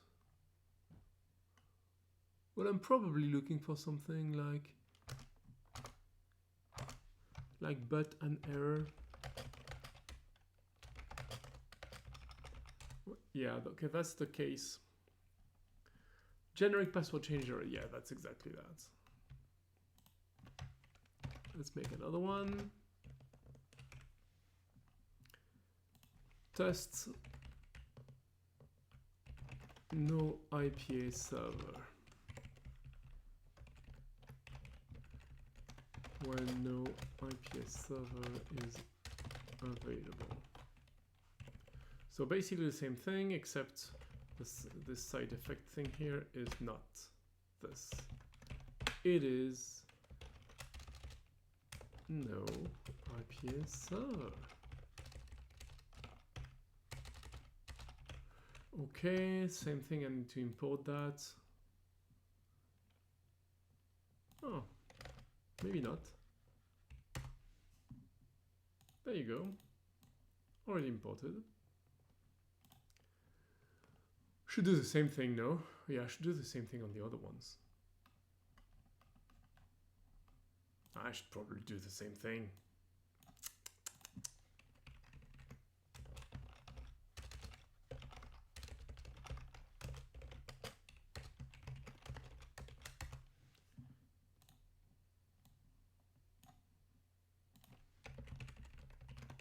That's cleaner.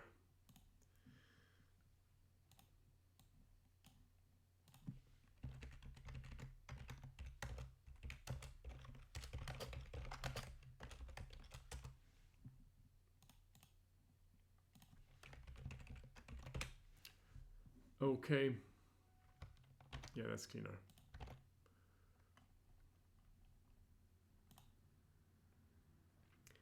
Okay. I'm patching the untouched IPA client to return this. That's cool. Okay. And I'm not going to check that actually.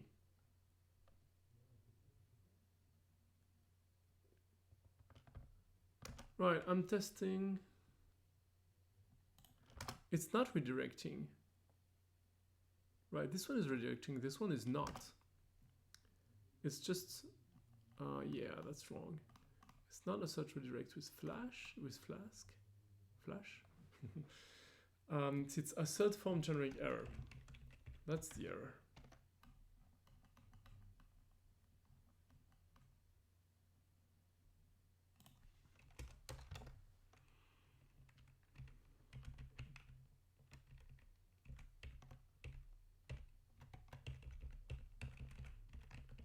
And the error is going to be, I suspect no IPA server available.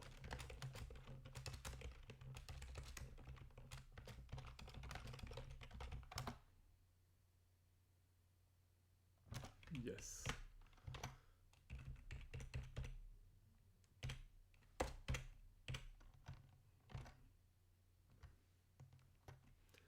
Okay, that covers it. Now it's time to run the tests again. I'm going to run them in Vagrant because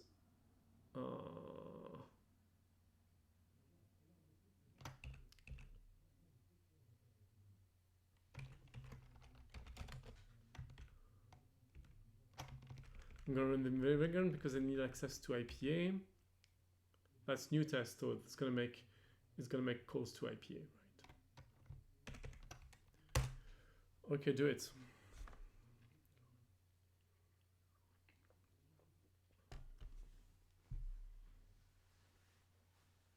All the tests that already existed before, they worked. Those new ones, yeah, they fail. I mean that was kind of expected because I probably need to remove the cassette for the testing config. Same stuff as before.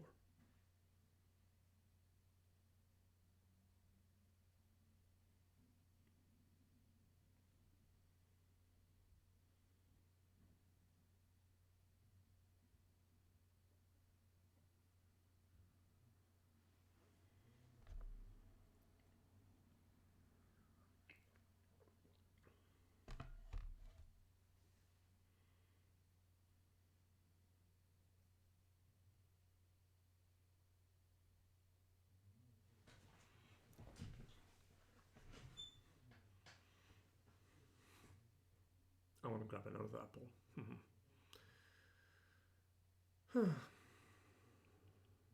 Soon. This is going to be a prize.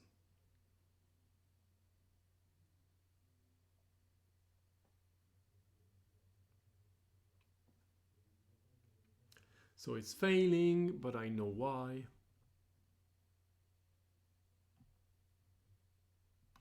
Well, of course it's raising no IPA server.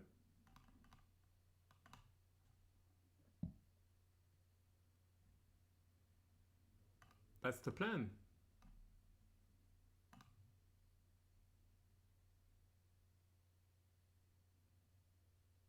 Oh. Wait, let me go back to test authentication. Where is it? Right, this one is expecting the logger to have been called, except I don't do that. I don't call the logger. So, nope. Thank you very much. Wrong assertion. That's one less. Then we have test reset no IPA server, blah, blah, blah, blah, blah. And something is raised. Yes, that was the plan.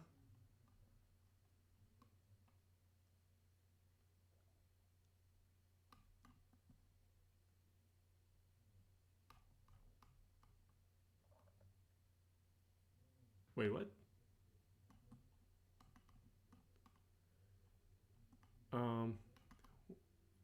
What did I do wrong this time? That's the password controller, right? Yes. Test password resets, right. And where is my test? Where is my case? So if I do change password and it fails with no IPA server, I should arrive here.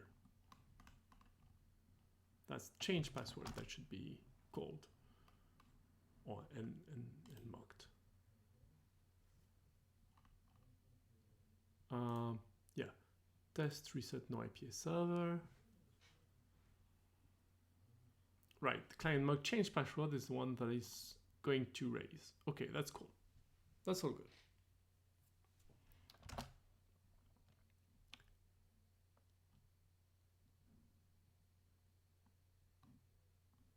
So I'm making the call in line 52. I'm definitely not in line. Oh yeah, I'm not in the right file. That is why. In line 52, that's not at all where I expected it to be. IP.change password. Oh, because I'm calling validate change password form. Is that what I want to do? I'm on the forgot password change.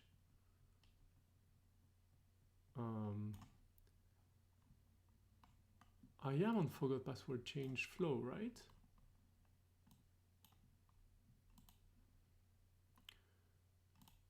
Nope. I'm calling password resets here. Okay, that's not right. That should be forgot password. Where is my forgot password? I'm in the forgot password URL in theory, right here. Forgot password / change. Not password reset, that's why it's failing. Where's my forgot password? So I'm going to remove that.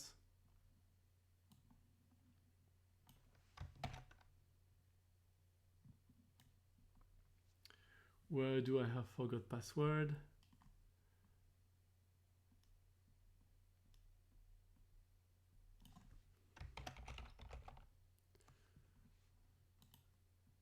Maybe I'm not in the right test file. I'm on test authentication? What am I doing here? Right, that's not right. This goes away. I should be in the right password change. Oh, it's forgot password, right? But that's not the right file, that's why. I should be on test forgot password. That's the one. Yes. And that is where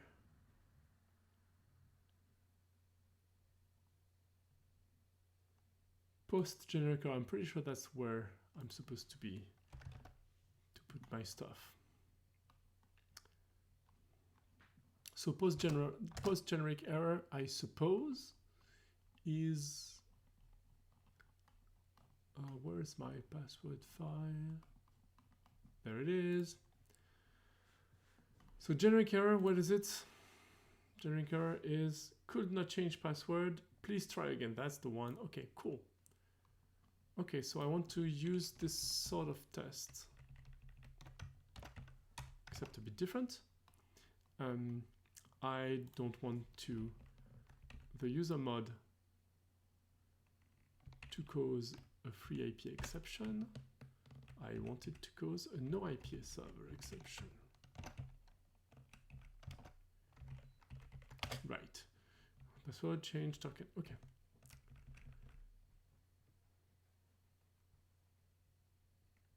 And I don't expect the could not change password, please try again sentence. I expect no IPA server available. And it should be a form generic error. Yes. I don't really care about the lock active thing, or what's that? Patch lock active. Because it's, oh, there's lock here. Right.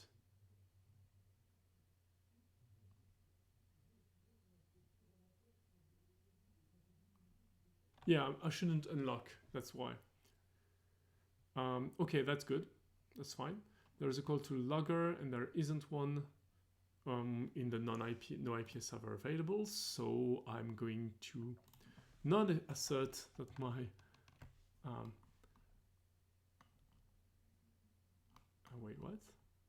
Ah, yeah. I'm gonna not assert that's my I had a call here, and then I'm gonna use test change posts. No IPA server. Call it that. Remove all that.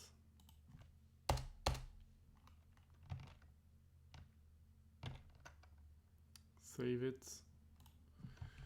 Need to add it. Fine. It is done.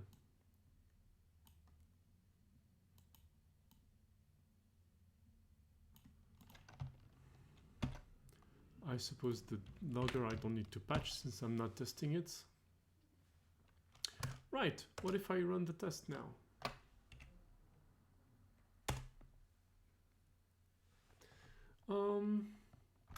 Yeah, there might be, yeah, that's assigned but never used. Fine, same problem. And that is imported but unused. Fine, I expected that.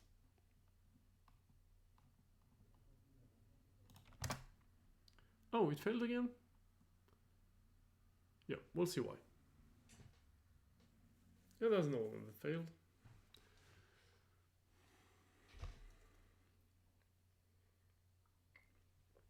They both failed. I don't want to wait for the entire test suite to finish. Thank you. So what was wrong? What went wrong?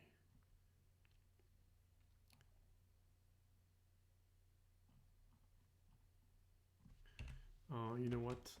Just run them and fail at the first one that fails, because I don't want to wait for the entire test suite to finish. But I still want the results. Okay, good. Oh, hey. Expected message with a dot. So, test authentication 437. I knew that was gonna happen. That's totally me. 437. No dot. Again.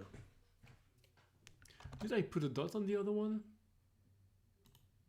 Not reset, but forgot password. No, I didn't put a dot there. If that fails, it's not going to be this error.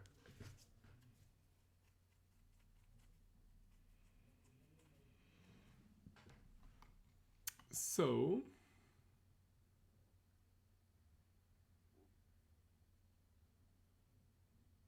what? Except no episode.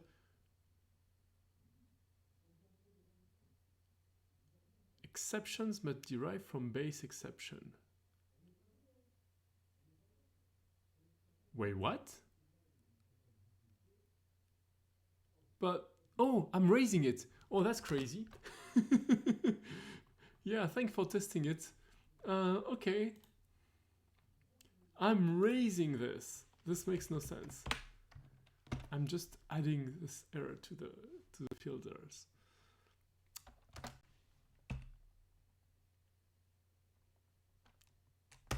Okay, I really hope that's gonna pass.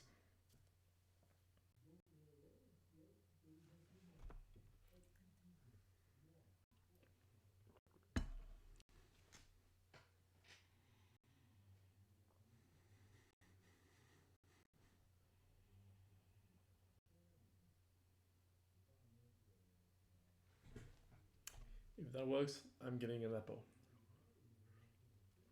I'm not talking about a computer, of course. I have quite enough computers at home already. Thank you very much.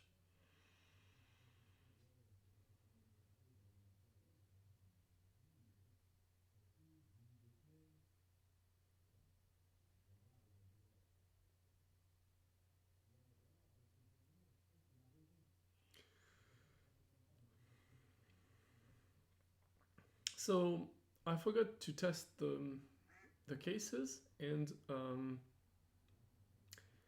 it proved so having the 100% coverage rule proved very useful here, because the way I was catching the exception was actually wrong. I was raising a text string that was stupid. Test coverage is 0%. That is definitely not right. But at least no test failed. Let me try again in Tux this time.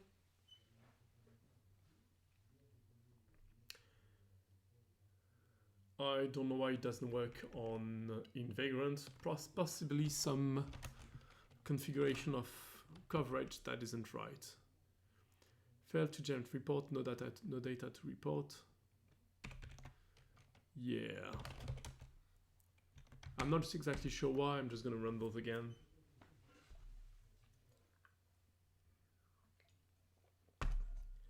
So what's incredible, Lisa?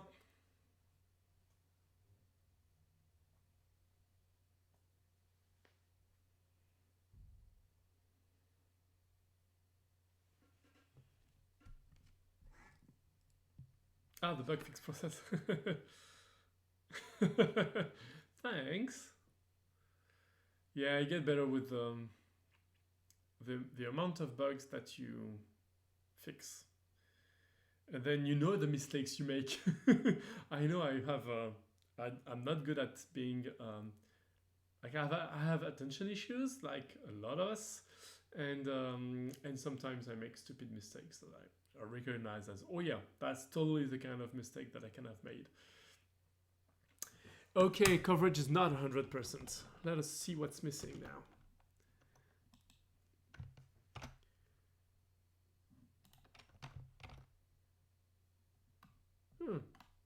Wait, what?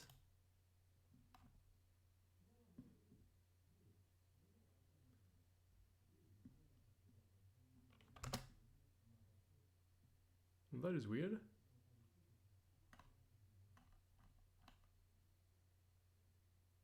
Couldn't pass, blah, blah, blah, no source code for...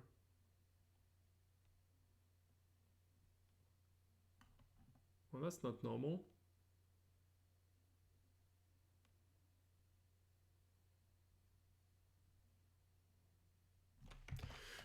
I may have something wrong in my coverage configuration. Let me check that.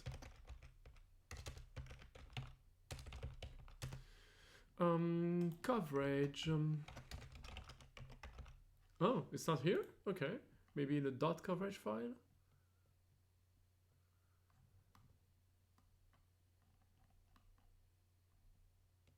Dot coverage RC, that's it. I'm gonna move that to pyproject.uml, because it doesn't have to... Yeah, that's a different issue.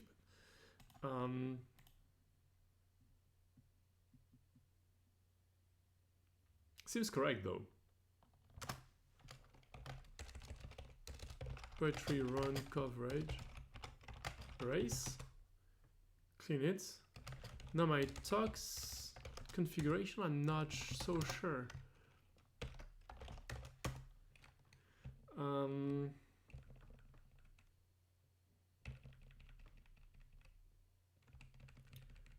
Cov append, cov report. Yeah, okay. Why is the cov append here? That doesn't seem right. And then there's cov clean. Okay, right. Oh yeah, I'm supposed to be running cov clean and cov report. Okay, my bad.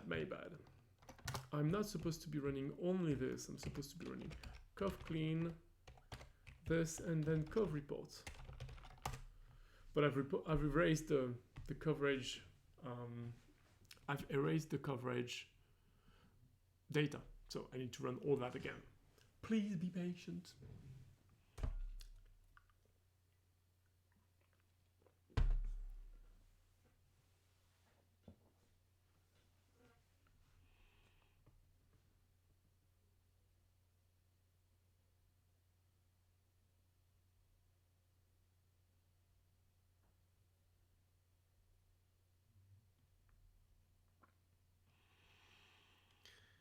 I should change that. I mean, I should actually not run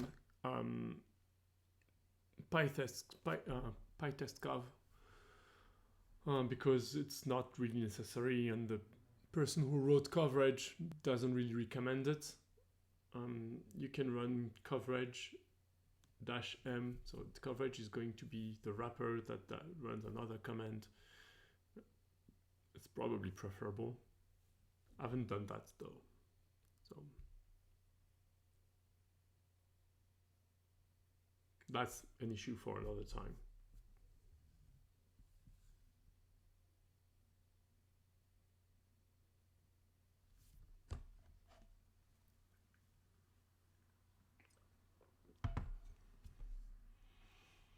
Some of our applications in Fedora infrastructure are in a decent shape. I would even say pretty good shape, and should be easy to contribute to if you're interested and you wanted to do something that it currently does not.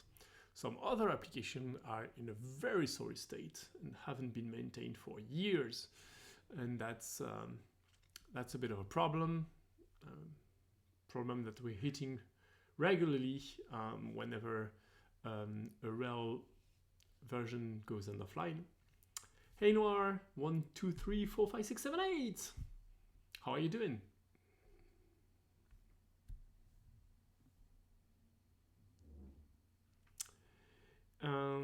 So if you're interested in looking at some of the code here, yeah, definitely have not the right coverage right here. So the report is on IPA. Okay, and password. Okay, let me look at the right. Where am I? What am I doing? Yes. Let me look at that. So we have one thing that is not covered here. Yep, I did not test that. Validate change password form. That is true. I did not test that. Okay, that's fine. It's probably in the same vein as the one that I had before. So what test would I be using? It's password reset. Because I'm already testing if IPA is non-untouched IPA client. And then there's an exception here. What calls validate change password form? I'm pretty sure. But I'm about to finish my diploma in computer science. I want to learn Python from basic to advanced. Can you recommend a few learning websites on Google, which is free? That's a good question. I am not sure because I haven't really looked at that for myself for a while, and I haven't had the opportunity to dig into this question for a long while, even though I should, because it's a question that comes up sometimes. I would recommend going to the Python website or Python mailing list maybe and asking this question. I think you may find something. There is a tutorial. There is a tutorial on the Python website that you can do. If that doesn't suffice, there used to be. Yeah, I'm not sure, but I'm pretty sure that there are free books that you can read. Like you can download them as PDF or even maybe EPUB. And there are quite a few tutorials online for Python. And I would say it's a good choice. It's a very versatile language. You can do a lot of things with it. So like you can do anything from networking to web applications to data science. There's a lot of libraries for a lot of things. There are even, I'm not sure it would be suited for very lightweight embedded devices where anything that is interpreted is really not appropriate because of the memory limits. But for all the rest, it's great. All right, so who calls validate change password form? It's called in password reset. All right, I think I'm gonna have to. I can maybe I can just undelete all that I've put. Let us see. Okay, that's one. Hopefully that's gonna work. That'll be fun. And there was another one. Yeah, in security IPA. Okay, what's there? Maybe IPA login. Okay, I want to test that. That's gonna be in security test IPA. Maybe IPA login. Right. Where's maybe IPA login?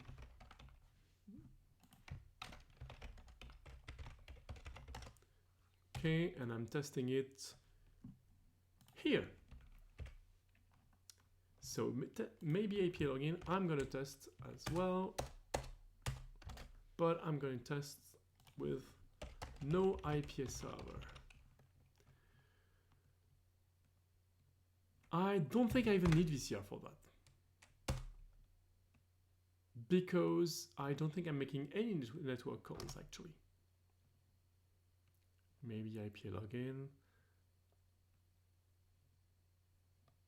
Oh no, that's wrong, because I'm doing app and session. Yeah, let's not get ahead of ourselves and just, you know. Okay, that's fine. Dummy password. I don't need a dummy user here. It's gonna fail anyway. Session transaction. Okay, and I want to make sure that choose server is gonna raise an exception. So I need to mock that.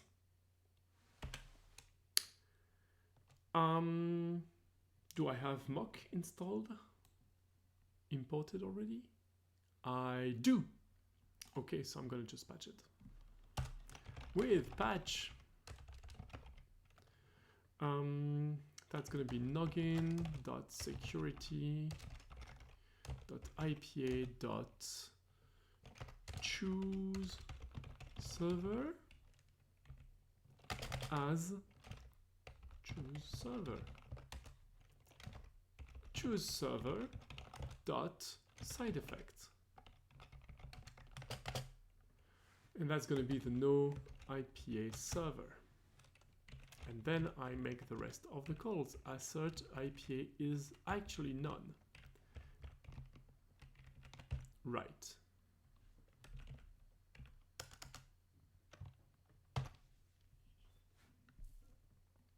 I think that should be correct. Do I have imported IPA already?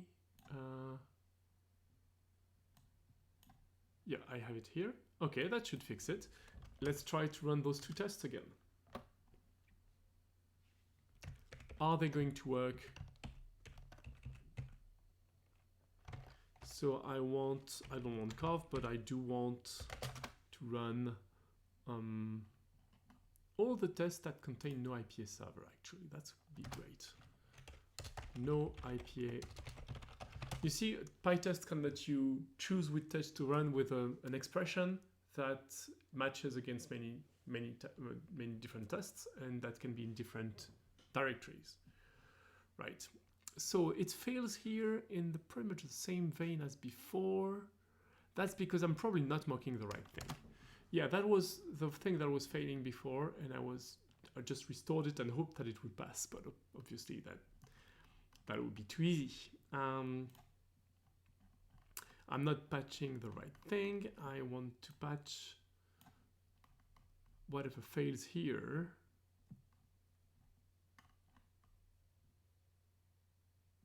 So untouched IPA client, maybe?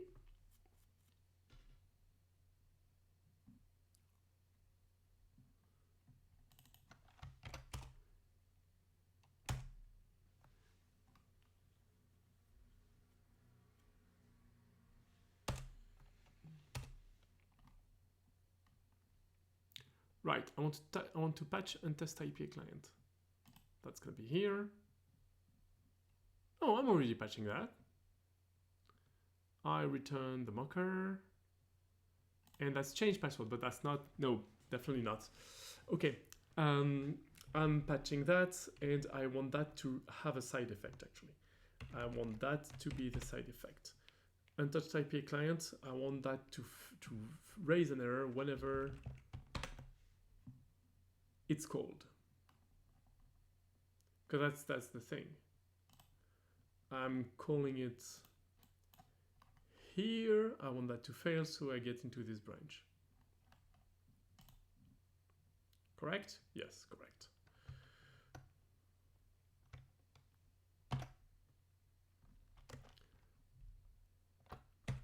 Let's try again.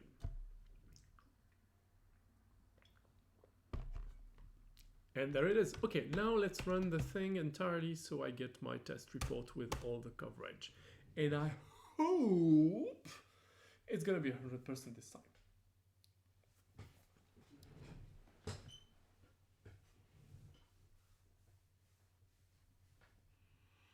And if that works, it's gonna be 6 p.m. in my time zone, and I'm gonna finish there.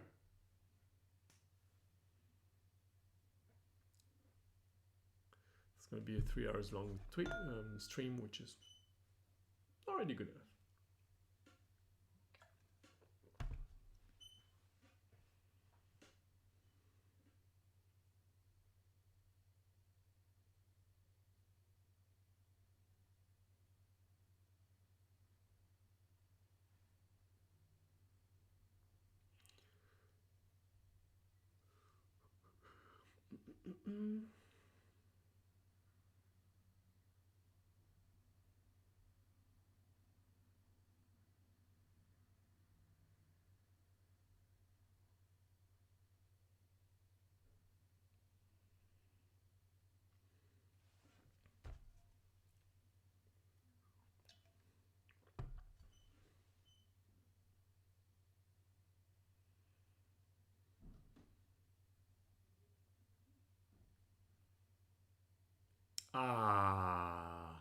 I like this 100% green. Good. Okay, we're good to go. So I'm gonna add the new cassettes to my commit. Not the .org one. That's not necessary.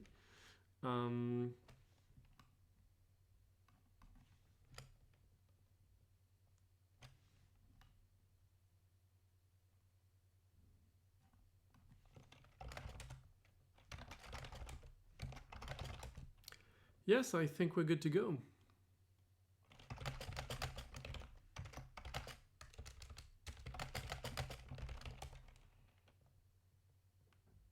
Black is happy. Aha, something fails. That's, oh yeah, that's always, I hate that.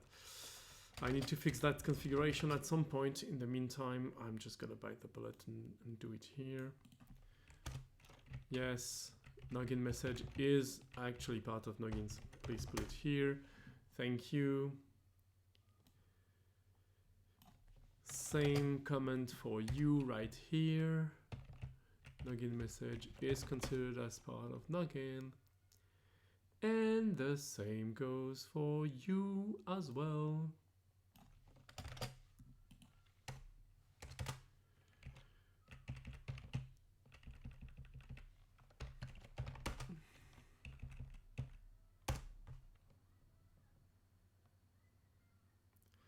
iSort is still unhappy, and there's one last one.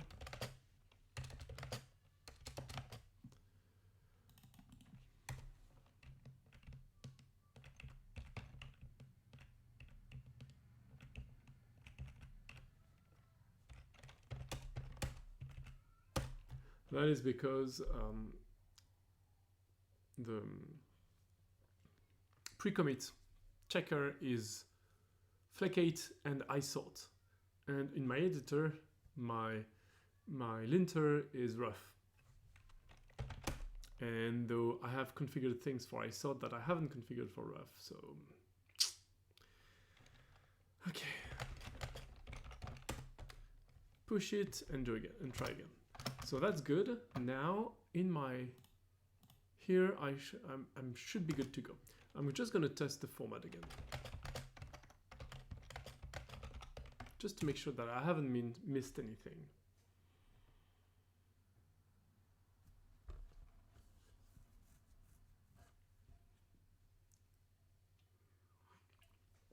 Okay, I'm rather confident that this is going to pass now.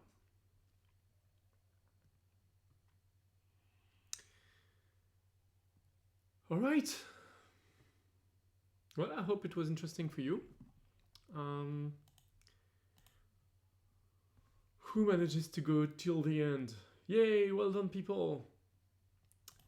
Congrats, you're awesome.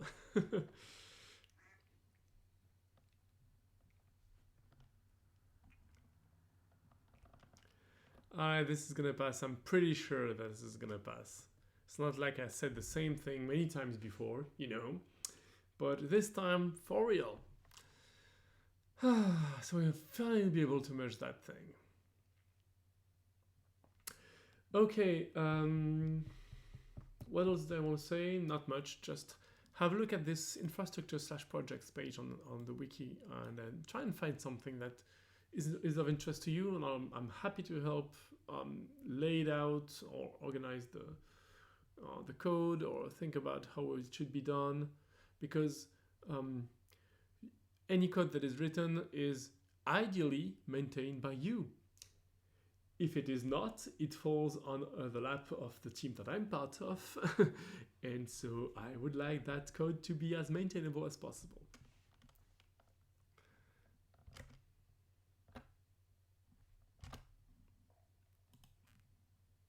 Ah, nice. This is nice. Very nice. Okay, I'm gonna stop there, and I'll see you next week. Absolutely. I hope that you had a good time here, and yeah, I'm gonna stop sharing the screen. All green, all green. All right, all right. Thanks for coming by. Thanks for passing by. Thanks for chatting with us. And I'll see you next time. See you next week. Bye.